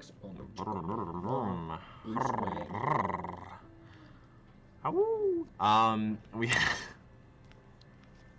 Wow. No, yep. They're talking about, how he hasn't been acting right between Poison Ivy, Harvey Dent. It makes sense. It's like at some place, why don't we move somewhere else? Wild. But Bruce wants to stay because, he kept a promise to his family and he intends to keep it. Even though Selena says, I know places, things we could do together. What do you think she meant by that, Michael? I mean, well, they have a nice hug and kiss, and she says, like that. So, like that. Like that. Okay. Then we see the bat signal in the background. So we cut to the roof where the bat signal is, top police headquarters, and it is Harvey Dent there who called him, flipping his coin. Called Harvey Dent. Harvey Dent called Batman, and why do you call him, Mike? He says he made a mistake going after Bruce Wayne. He makes mistakes, but he tries not to make them twice. Ooh. That's interesting. A lot of two references. Yeah, exactly. But he's saying that he kind of wants to get out of the city between all the Maroni and Roman stuff. He wants to get out of town for a bit. And then just then, Jim breaks in and says, this time it's been a civilian that was killed by the docks. Another murder, man. Holiday striking again. And we see it once again, Catwoman around the corner. Peeking on him. Prowling. Then it cuts to Maroni in jail. He's in holding. Because, remember, he turned himself in. Yeah, so he's being held in prison in the meantime before his day in court. And he's visited by Sophia Falcone. Who is Falcone's daughter, obviously. And Vernon's like, you have visitors? He's like, I don't want visitors. And she's like, it's me. And he's like, does your father know you're here? And they embrace each other with a kiss. And we find out that, like, she was in prison because she covered up for him. And her father... So basically... It's a real Romeo and Juliet. She's messing around with the son of the guy who tried to kill her dad. Yeah, so it's a little... Neighbor's dog walker's uncle. It's a little wild. Kobe! Just like Kobe, down onto the ground. Crashed and burned. Happy Halloween. Truth is scary, my friends. Now that's wild. You know what else is wild? Gilda being bummed about not having a kid, I guess. Yeah, and no, if anything, she's just talking about how Harvey isn't acting like himself. He's not the Harvey that he's exactly. All this stuff has kind of. She just wants her husband back. That's all she wants. She misses her heart. I don't blame her. So then we cut to the docks, and Batman's there investigating it. Yeah, it was the coroner. They were all kind of tied together, and Batman posed the idea of, do we know where Harvey Dent was during all these killings? Yeah, so he's finally starting to admit, like, maybe it's Harvey. Like, this is kind of coincidental. Then he notices all these fireworks going off, and Jim's like, that's odd, those went off earlier. And Batman's like, oh no. Which, I didn't really understand that one, but okay. So... Well, like, they'd already had, like, the celebration for 4th of July. Like, that was when the coroner was killed, so it's like, why are there more fireworks just kind of randomly going off? And they're all green, too. Interesting. Yeah, and then we find out that the Scarecrow and Mad Hatter are, like, assaulting the bank deposit, and they kill some guards, and then they get... the ruse is thwarted by Batman. And out of nowhere, Catwoman comes to help him, and basically that's it. And Batman's revealing that he knows that she's always following him, and they basically have the same exchange that Bruce and Selina had earlier. So like you always wonder, like, do they know or don't they know? Yeah. Who knows? And that's how that one kind of ends. Yep. So Awarded. Chapter 11, Roman holidays. So we're almost at some big. I actually think the end of. Oh no, it's the end of the next issue. Yeah. Also, I really like that they kept it until like the very end. Yeah, I mean, like, really good. So okay, so chapter 11. Who do you think is the killer? You're reading it for the first time, or whatever. Who do you think? Still Harvey Dent. Still makes sense. Still lines up. Still lining up. I agree. And guess who else is suspicious of Harvey? His wife, Gilda. Because it opens with her being like, "Please tell me the truth." God, I love this artwork. This artwork is just fantastic. Confronts him in the basement. He was going through around the workbench. I found one of these guns, like she read in the newspaper. The holiday killings. Yeah, so she finds one of the guns, again pointing kind of in the direction that like Harvey's the killer, and he's like, "Oh, what are you doing? Like that's evidence. Like I always bring stuff like that home. Like don't go through my stuff." And kind of just whatever. And he's like, "I do this stuff all the time." And she's like, "All the time." So then Batman shows up at a bar to question somebody. We still don't know who it is, and turns out to be the Riddler. So he's wondering why the Riddler was left alive when the killers killed everybody else he's met except on that one occasion. So the Riddler is basically like, maybe they wanted me to know, like, who... What was the reason, actually? Well, I mean, he's just trying, like, he was the one that saw Holiday and lived. The Roman wanted you to tell the world. I was looking for Holiday's identity. Exactly. Yeah. So he's like wondering, like what does the Riddler know, because he's the one that saw the Holiday and lived. Why? What would the reason for that being? Like, was the Holiday trying to like get their name known, or trying to be caught? So that's the lead that he's on right now. And then also it's like, well, April Fool's is the day he didn't kill. Like, April Fool's, I was surprised you didn't kill you. Yeah. April Fool's. So then it cuts to Falcone having an argument with Carla. And she's pissed that he's been hiring freaks. Yeah, so basically, it got revealed that he hired Scarecrow and Mad Hatter, and she's like, "What the hell are you doing?" And we've been kind of commenting on this all along. That like somewhere along the line, all of a sudden it became okay for him to like start hiring these people. So, oh yeah, that's what happens in this issue. So, cuts back to the jail cell, and we know that Maroni turned himself in, and he's going to finger Falcone in court and get him arrested. So today is the court day, and they're preparing Maroni for trial, and they bringing him to the courthouse. Yeah. And Maroni's like, "Come on, Jim, don't you trust me?" And Gordon's like, "No." And so as he's entering the courthouse, Vernon, acting like he never met Maroni before, even though he's gotten paid by him. And when this happened, I had to go back and look and be like, yeah, exactly. That was him. So he meets him at the top of the entrance to the courthouse. Yeah. And he's like, "Mr. Dent wanted me to give you something." And he's like, "What, stomach stuff?" All of a sudden, he's worried about my ulcer. And he's like, "Fine, if you don't want it." Mr. Dent was only trying to, and he's like, "Yeah, give it to me." So Harvey Dent sent him a bottle of stomach medicine. For that ulcer that he got. Yeah, I knew when I said that, someone was going to make that comment. That's the phrase. That is the right phrase. Like, it is uncomfortable, but that's that is the proper usage of it. Yeah. You'll have to tune in a little bit later for the other one, Mongo. Yeah, that's the midnight showing. Exactly. So, courtroom. I like this panel. I like Bruce up there. We find out. This is so good. Yeah, I was going to talk about that in just a minute, but So, prosecution calls Salvatore Maroni to the bench. So he brings him up and he starts questioning, and then it's doing this little back and forth, very much like The Godfather. A lot of Godfather. Exactly. Well, while this is happening, Maroni is having a birthday party because it's his birthday. I'm sorry, Falcone. Falcone's having a birthday party. Yep. So it's like this juxtaposition, right? Nice word. Properly used, too. So he's questioning Maroni, and all of a sudden Maroni's not really playing along after turning himself in. Yeah. And he's like, yeah, lots of guys are dead. They end up in the river. Maybe that's why I have this ulcer, because I was drinking that water. All that river water, yeah. And Dent's like, ulcer? And now as the reader, you're like, well, wait a minute. I thought Dent sent him this medicine because he had the ulcer. Exactly. So Yeah, wait, why is he not familiar with it? Yeah. So he goes to approach him at the bench, like, a little more forward-like, and he's like, hey, like, I asked you under oath a question. Yeah.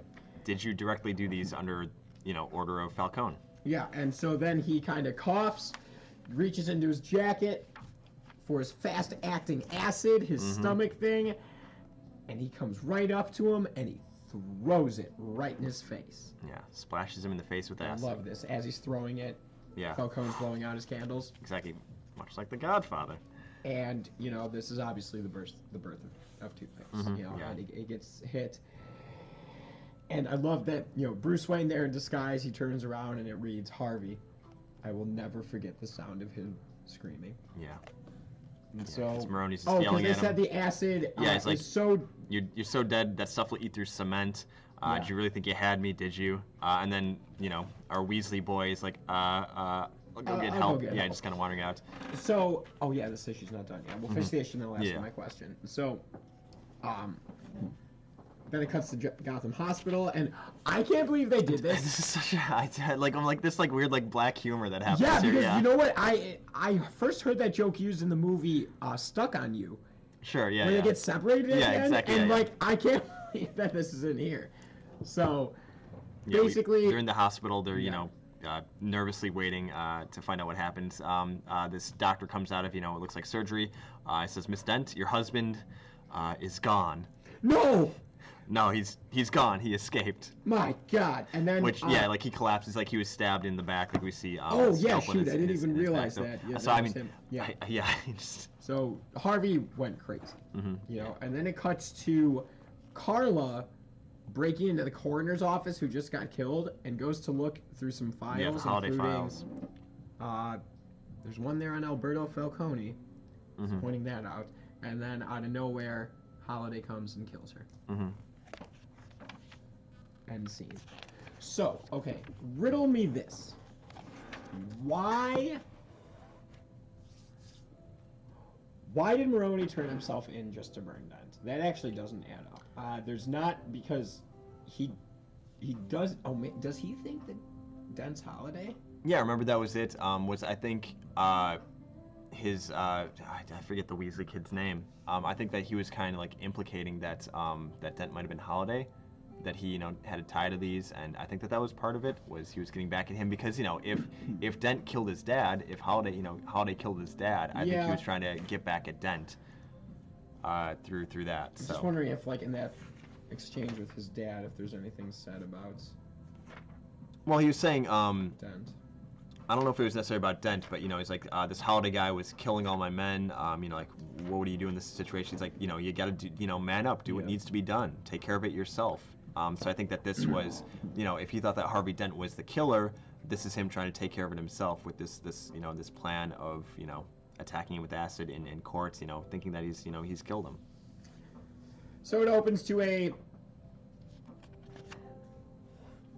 scarred up Harvey Dent asking, what are you? And we're like, what are you talking about? And it opens to him in the sewer dealing with Solomon Grundy, and basically they just have this weird exchange and leave each other alone. That's kind of it. Yeah, because Harvey Dent had escaped from the hospital and is trying to flee, so he goes to the sewers, and then just kind of. So then it cuts to Jim and Batman having a conversation, and Jim is kind of having the realization that Harvey Dent was Holiday, because it kind of everything at this point adds up to him being Holiday. Mm-hmm. And I guess after he went to the hospital, they looked at his briefcase and they found the .22 caliber handgun that his wife pointed out to him in the basement, the Carmine Falcone ledger giving him access to all the Holiday victims, and he was obsessed with bringing them down. Mm-hmm. And so he has the epiphany right there, and he's like, my God, he's Holiday. And he looks at Batman, and Batman just gives him this look. And he's like, how long have you known? And Batman won't answer him. So basically it's implying that this whole time Batman was fighting his own logic, and that... Yeah, because he wanted to believe, or not believe that it was Harvey Dent. He's like giving him the benefit of the doubt. Like, we made this promise here on this rooftop. I don't want to believe it. So he didn't want to, like, pull too hard on that thread because he didn't want to, come to the... realization that it was Harvey. Yeah. So Batman shows up at Falcone's asking for Dent, and he's like, how should I know? That maniac killed all these people, and then I did like this. Yes. I did not the name of the book. Yeah, exactly.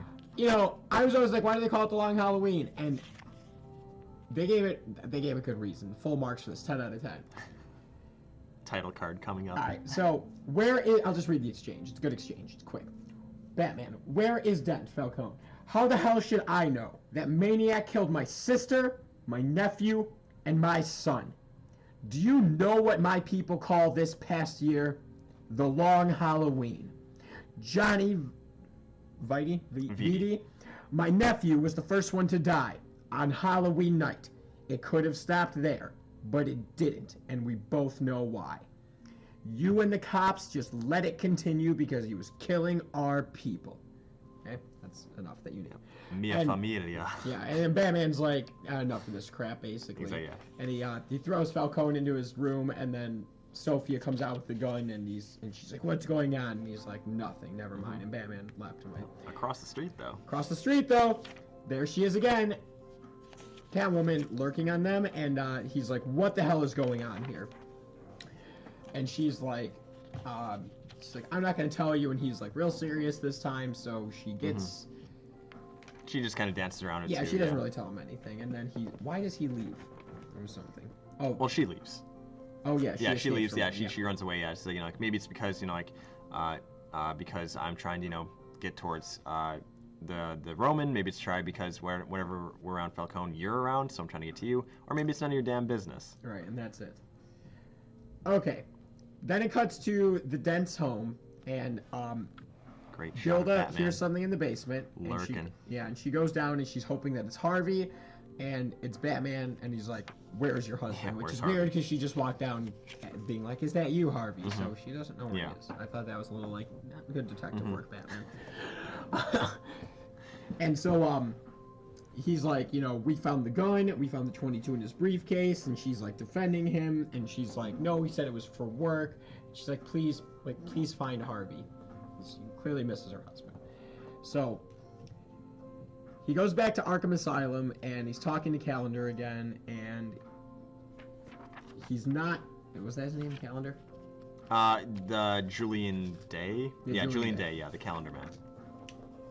And basically, and he says he's gonna strike again. It's another holiday, and Batman's like, "What the hell are you talking about?" And he's like, "It's Labor Day night. Only a few more hours before that holiday has passed, and you have something Holiday wants." He's like, "What do we have that Holiday wants?" So, cuts to Gotham City Jail, and Also, real quick, Calendar Man referring to him as the Gemini a lot. If you know your astrology, Gemini, the twins. So 2. Oh, wow. Harvey Dent. Yep. Sorry. Nice. Yeah. Just had to point it out. I didn't know that. That's actually really good. It's good writing. Yeah, there you go. So, cuts to the jail cell that Maroni's being held in, and Gordon's like, "Yeah, we're moving you now. We're moving you right this moment because Calendar Man thinks you might be the next victim of Holiday, so we're moving you." And Gordon's got this badass big guard with him, and so they're moving through. Is it a sewer? Yeah, like I think the underground, like they're trying to have like a secret escape passageway to get him through the city. Isn't that what the mutant takes in Dark Knight Returns? I think so. Yeah. Remember, Gordon? Yeah, exactly. Yeah. Okay, so they're taking him through the sewer, and he's basically like, we don't want anything to happen to you. And he's like, what, Dent's gonna come and kill me because blah, blah, blah. And then boom, out of nowhere, he gets his frickin' head blown off. Yeah, shot in the head. And the guard goes to attack. It's Holiday. Obviously, the guard goes to attack him. He gets shot. Gordon reaches down, grabs his flashlight, pushes it up, and we get our big reveal. Alberto Falcone, the third victim of Holiday, who got killed on the side of the yacht. Alive. Maybe didn't get Interesting. killed after all. Interesting. So, you were obviously here when I opened that page, and I freaked out. Exactly, yeah. I did not see that coming at all, but Sure. as I read it, I'm just like, oh my god, that makes so much sense, and I started going over all the murders in my head. Exactly, yeah. So, what did you think? How did that hit you? I think it was good. I mean, like any mystery, it's, you probably want the answer that isn't so obvious, and, the obvious answer for the, 90% of this book has been leading to Harvey, and that's what we've been seeing, but also, like, with Harvey running away and this happening, he's still missing, so it could still be him. And, when he's approached by that, we see Alberto. So I think it was a pretty solid reveal. And then as we read it and get into it, like, they kind of retrace the steps and talk about, why he did it. But, as a quick, like, face reveal, it was pretty good. I liked it a lot. But it's not done yet. We're still got chapter 13, Punishment. So, it's him, and it's Labor Day, and he's like, I am Holiday. And then, boom, that guard pops up and pops him in the face. Oh, wait, no. I skipped 2 pages. Sorry, they were stuck together. Yeah. No, the guard just popped up basically right there. Yeah, and, Batman's like, the Calendar Man was right. We had something Holiday wanted, and it was Maroni. And he's claimed another victim.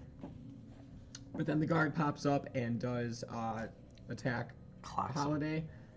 Turns out it was Batman. Master of Disguise. So, now they have taken him into custody, and basically they got their guy. They got Holiday. Exactly, but they have to dole out the punishment. Yeah. So, they catch him. Falcone comes and visits him, and Batman is suspicious that Falcone knew all along that his son was the killer, that his son was alive. Yeah, so they've got him in like a holding cell with an interrogation like room style two-way mirror, so Batman and Jim are kind of watching all this go down. And basically he's like, Falcone is like, if you need anything, I can help you. And he's like, no, I don't need anything. And he's very much like, I'm Holiday. I did this all. Like, I succeeded in taking down other crime bosses. People know more about me than they know about your mob family. Like, I'm a bigger success than you Exactly, are, basically. And he's got a chip on his shoulder because he talks about, do you even know when my birthday is? I'll give you a hint, it falls on a holiday. Yeah, and so his birthday is on Valentine's Day. Valentine's Day. And that was the, who got killed on Valentine's Day? That was, oh shoot, what was that? That was Poison Ivy and,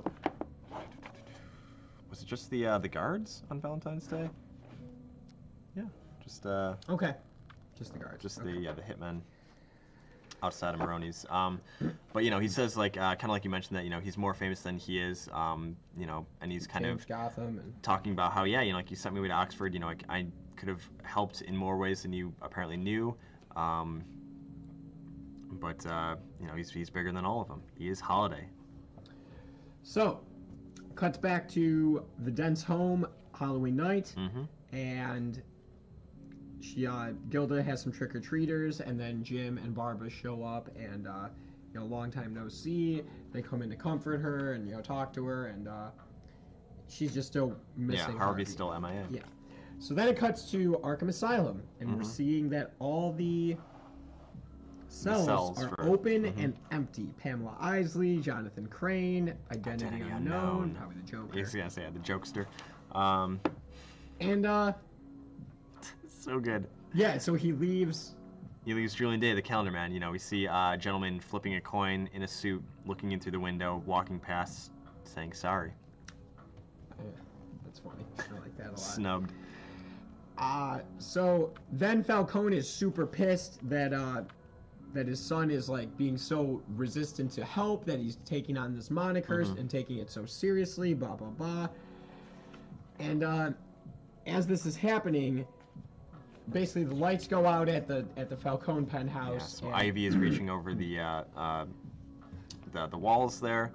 The guards are getting killed, and he realizes what's happening, and he's like, I want everybody downstairs now. So him and Sophia and a couple guards, they start going through the house, and everyone's getting killed, and he knows it's bad. It's bad. Bad. Very bad.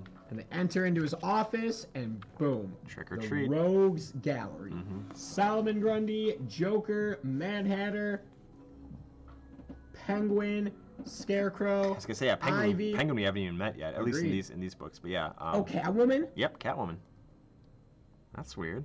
That is weird. I thought she was on the side of the Solomon Grundy one. I like because it's subtle, because when he was escaping the sewer, like the Solomon Grundy like poem limerick. I don't know what you necessarily call it. Like he actually recites it like word for word with Solomon Grundy, and like Solomon Grundy kind of like backs down and kind of like eases up on him. So I feel like that's kind of like a weird like making friends moment. So that kind of pays off here, because we see that Solomon Grundy is here with somebody behind the desk, and it is none other than Harvey Dent, Two-Face.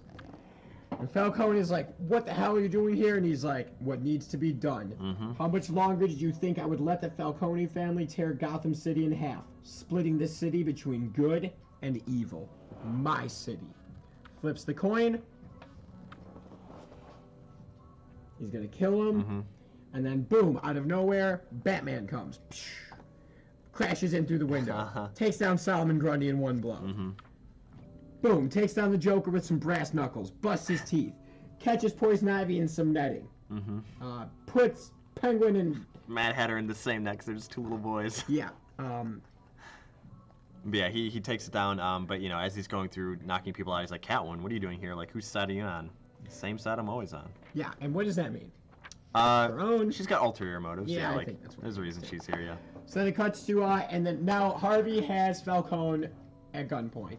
And Batman's like, Harvey? And he's like, no, Harvey's gone. I'm Two-Face. Yeah, like, Harvey is dead. If you pull the trigger, how are you any different from Roman?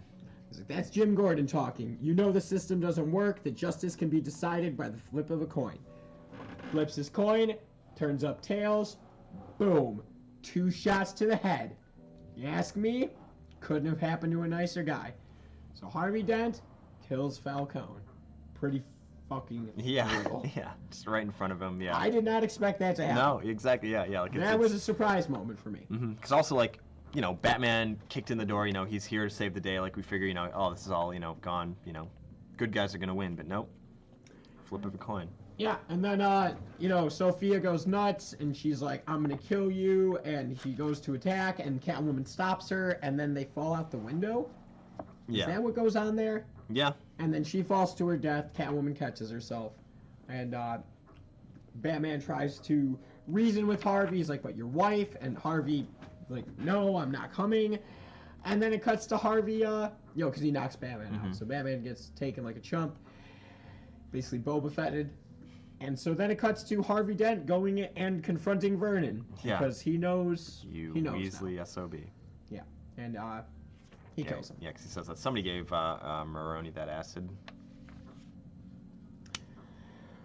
So then Batman comes and finds the dead Vernon, sees the bat signal, and goes, and Harvey Dent is up top on the rooftop waiting for Batman and Gordon, just like the beginning of the story. Yep. Even he has this panel that's like the same shot. Yeah, as exactly. Yeah, them having their powwow about good and evil. About their how they can't break the rules. Multiple rules have been broken, as he mentions. I killed 2 people tonight. I'm done killing. I've done what needs to be done for now. Here's that. Here's this. There's that. So he turns himself in, and he's like, you know, you betrayed everything you believed in. He's like, nah, I didn't. And Harvey has a big reveal. And he's like, so you guys both don't know, do you? Yeah. And they're like, no, what? And he's like, well, there were 2 holiday killers. And Gordon's kind of like, what? No, I think that's his split personality, and Batman kind of justifies it, like, yeah, well, Harvey's obsessed with the number 2. We'll never know for sure, but yeah, and he's like, but now he killed somebody on holiday, so he killed someone on Halloween, so now he's the holiday killer. So he's referring to himself. So him and Alberto. Mystery solved. Jim Gordon doing his Jim Gordon stuff. Batman believing in himself, and you're like, wow, great story. Not so fast. Wait, there's still images. Sequential art is happening on the next page, though. So you turn the page, and it cuts to Arkham Asylum. Holiday and Calendar Man are across from each other.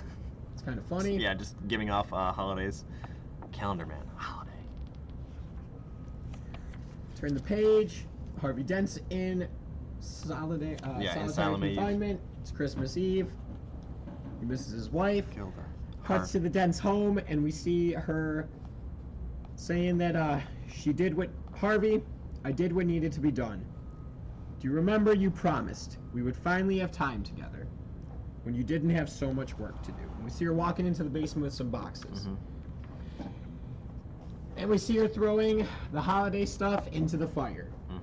I read your case files about taking serial numbers off guns and how a baby bottle nipple would muffle the sound. How clues are left at murder scenes. And I thought that if I did that, Batman would think it was someone extraordinary and not me. Not me. I used your hat, your coat for disguise, and left those things at the killings. Johnny Vitti was the first. Then again on Thanksgiving. I left the hospital while you slept. And again on Christmas. But when Alberto Falcone was shot on New Year's, and you came home late that night, your hair was wet even though you were wearing a hat. A hat! I found the gun in the basement. You told me it was evidence, but I knew. You had the same idea as me.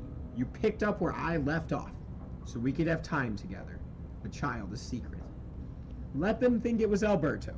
No one will ever find out, because they don't have you to help. You are my Apollo. You can do no wrong. I believe in Harvey Dent. Hell yeah. A long Halloween. So, Gilda Dents committed the first 3 murders. Yep. And somebody picked it up from there. And she says it was Harvey because, you know, he came home late. His hair was wet that on New Year's Eve when Alberto was killed. Well, he's still alive. and continued from there. So, Who done it, Johnny? well, the Two-Face wet hair doesn't have an explanation, Sure. but nobody actually shot Alberto. Apparently, yeah. Why was there blood in the water? Somebody got killed. And they talk about this. The coroner was killed, and the reasoning for that being is the coroner knew through autopsy and everything that That body was. whoever was buried and killed that night wasn't Alberto. Hell yeah, automatically lowered. So that kind of ties that together of, somebody was killed that night, but it wasn't Alberto, and somebody who would have known that fact was the coroner, and to keep him quiet, he was killed, and then when Aunt Sylvia was, interrogating or doing her own investigating into the coroner's office and finding files, the idea is that she probably would have come across that information if she read the Alberto Falcone file, so, somebody killed her off to prevent her from finding that out, so...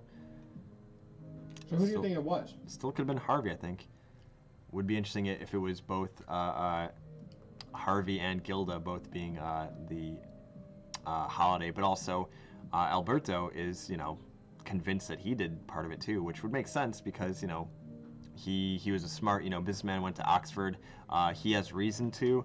He talks about it with his dad, like, hey, I did something that you guys never could. I was, smarter than you and a better kind of crime lord to Gotham City in some ways, or a threat to Gotham City than they ever could be. So who do you think? How many killers do you think there were? I think it could have been 3. I think all 3 of them could have had a hand in it, but I mean, so it was obviously Gilda, and then from there was it Alberto and Harvey, possibly? I don't know. Like I said, it's relatively open-ended, and honestly, offhand, I forget if they actually address that in the later books in this kind of series. I was wondering that they address it in Dark Victory. Yeah, we'll have to. I don't want to know until I read it. Exactly. Yeah, we'll have to read to find out. But yeah, a good open-ended murder mystery. What if Gilda's just insane and she didn't kill anybody and it was just Harvey the whole time? I guess it's a possibility. They don't really address that as much. The one that has, kind of mental health issues is definitely more Harvey, because they talk about, like, and we see it early on, like, his kind of obsession with the number 2, like, that we pointed out in the story. He drops multiple hints of his love of that dichotomy. So he could be unwell, and then early on we see, like he talked about, like, he's willing to do what Jim Gordon and, like, the law aren't willing to do, which is put an end to all this by any means necessary. So it definitely could have been him. I did not realize though that this was going to end up being the Two-Face origin story as well. Yeah. I mean, like, that's the fun thing about this story is, book, yeah, like it is really impactful and a beautiful origin story for him too, because, like, that's at the heart of it. That's what this is about. It's not about Holiday. It's a lot more about Harvey Dent and his descent into kind of madness in trying to keep the city clean. Like he even says at the end as Two-Face, it's his city. So I think it's a good Two-Face origin Definitely story. happy I ordered that figure now after reading this. Yeah, exactly. Yeah, dude, it's not the Dark Knight Returns for me, but No. this might have snuck its way into number 2 on my list. Yeah, it's definitely up there. Like I said, it's a great story, great art, and just good characters. So, I can't believe it. You know what I will say? Usually stories this long end up disappointing me. Sure, like it either kind of runs out of wind or Yeah, but this is solid all the way. yeah, and also like we mentioned too, like they keep that until like issues 12 and 13. Oh yeah, the literal last panel of 12, and then 13 is all the reveals. Exactly. Like, yeah. It was. With like another reveal, like you said, at the end too. So I'm definitely gonna go ahead and read Haunted Night and Dark Victory after this. Yeah, There's yeah, just no same way here. I cannot. This was. I just see why everybody. It's also, I'm says pretty sure it's one of the Dark best. Victory that has even more Mad Hatter and Scarecrow stuff. So I gotta reread for that if nothing else. This has rereadability. Mm-hmm. 100%. This was just.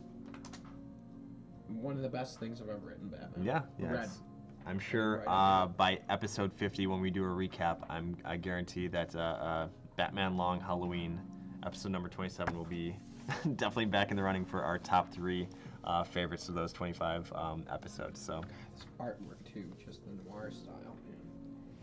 Splash pages, everything about it, dude. This one's killer. exactly, yeah, get the whole gangs all there. But yeah, What are we doing next week, Mike?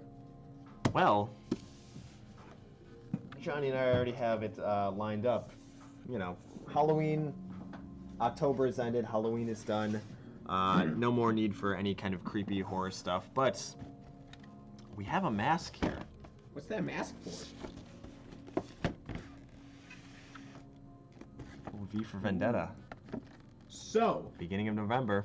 I've never read this, and apparently there's Really? some connection between November 5th and the book V for Vendetta. So, November 5th happens to fall on next Thursday. Remember, the 5th of November. We decided this would be the most appropriate thing to read on that day. And it makes Exactly. sense to me. It makes total sense to me. Exactly, yeah. Especially since we happen to change Thursdays to be our book club book days. No better time than then to the 5th of November to talk about V for Vendetta. So, whether you've read it or not, seen the movie or not, it is a classic. It's how do you feel about politics, Johnny? I'm interested. Exactly, got some feelings. Oh my God! And it falls 2 days after the election. Remember, the 5th of November. Gunpowder, treason, and plots. Yeah, I've got to rewatch the movie. It's been a while since I've done that. And again, this book, I feel like I read around the same time I was reading Long Halloween, like back in high school. Like I said, high school was like a time for me to like read a lot of the classics in the same way that we're doing now. Like that's why so many of them. Yep, Manga says seems valid. Manga, you ever read or seen V for Vendetta? The movie is pretty solid. It's been a while since I've seen it, so maybe I'm rose-colored glasses, but also being on 4chan as long as I have been, the Guy Fawkes mask was always very iconic for me. But yeah, I think it'll be definitely worth reading for the first time, much like Long Halloween for Johnny. Nope, Mongo, if you want to do your homework, I know you're a busy boy with actual homework. But maybe next time when you're not in the car, you could sit down and read V for Vendetta. A bit more wordy, so it's written by Alan Moore, I figured it would so be. much in the way of, yeah, Royce was a fan of V for Vendetta. Honestly, we'll see if we could have her swing by for this one again, if possible, and if people want. Is she going to be on the stream? Yeah, exactly, Babiota. I'll run that by her tomorrow and see if she wants to either reread or at least sit in on, because again, it'll be on a Thursday. It'll be going from 8 to 10, or maybe 8 till 10:37 p.m. So we'll see if she's interested in swinging on by, or if nothing else, maybe having a few notes for us to read. So we'll have stuff ready for you guys next Thursday, where we'll be reading V for Vendetta. Whoop. Also, quick side note, they don't all come with the mask. This is just a version that I got for myself because it comes with the mask and the book. Oh boy, let me just break it. So I got it for that version, but any version of V for Vendetta will do. But I figured I might as well get the most gimmicky one, which is the mask and that. But they have an absolute version. They have a 30th. This one's actually pretty solid. I think this is the one that Royce has, which is the 30th anniversary deluxe hardcover edition. Some great art on the cover. Big spine. I'm sure a lot of extras that this one doesn't have. This one doesn't have a mask though, so had to get it for. And we got that Absolute edition. Exactly. I was gonna say we do also have the Absolute. So if you're looking to get V for Vendetta, Pastimes has them. You can shoot an email to comics@pastimes.net. We'll have a discount on them, and also we can ship flat $5 shipping as long as they're in the United States.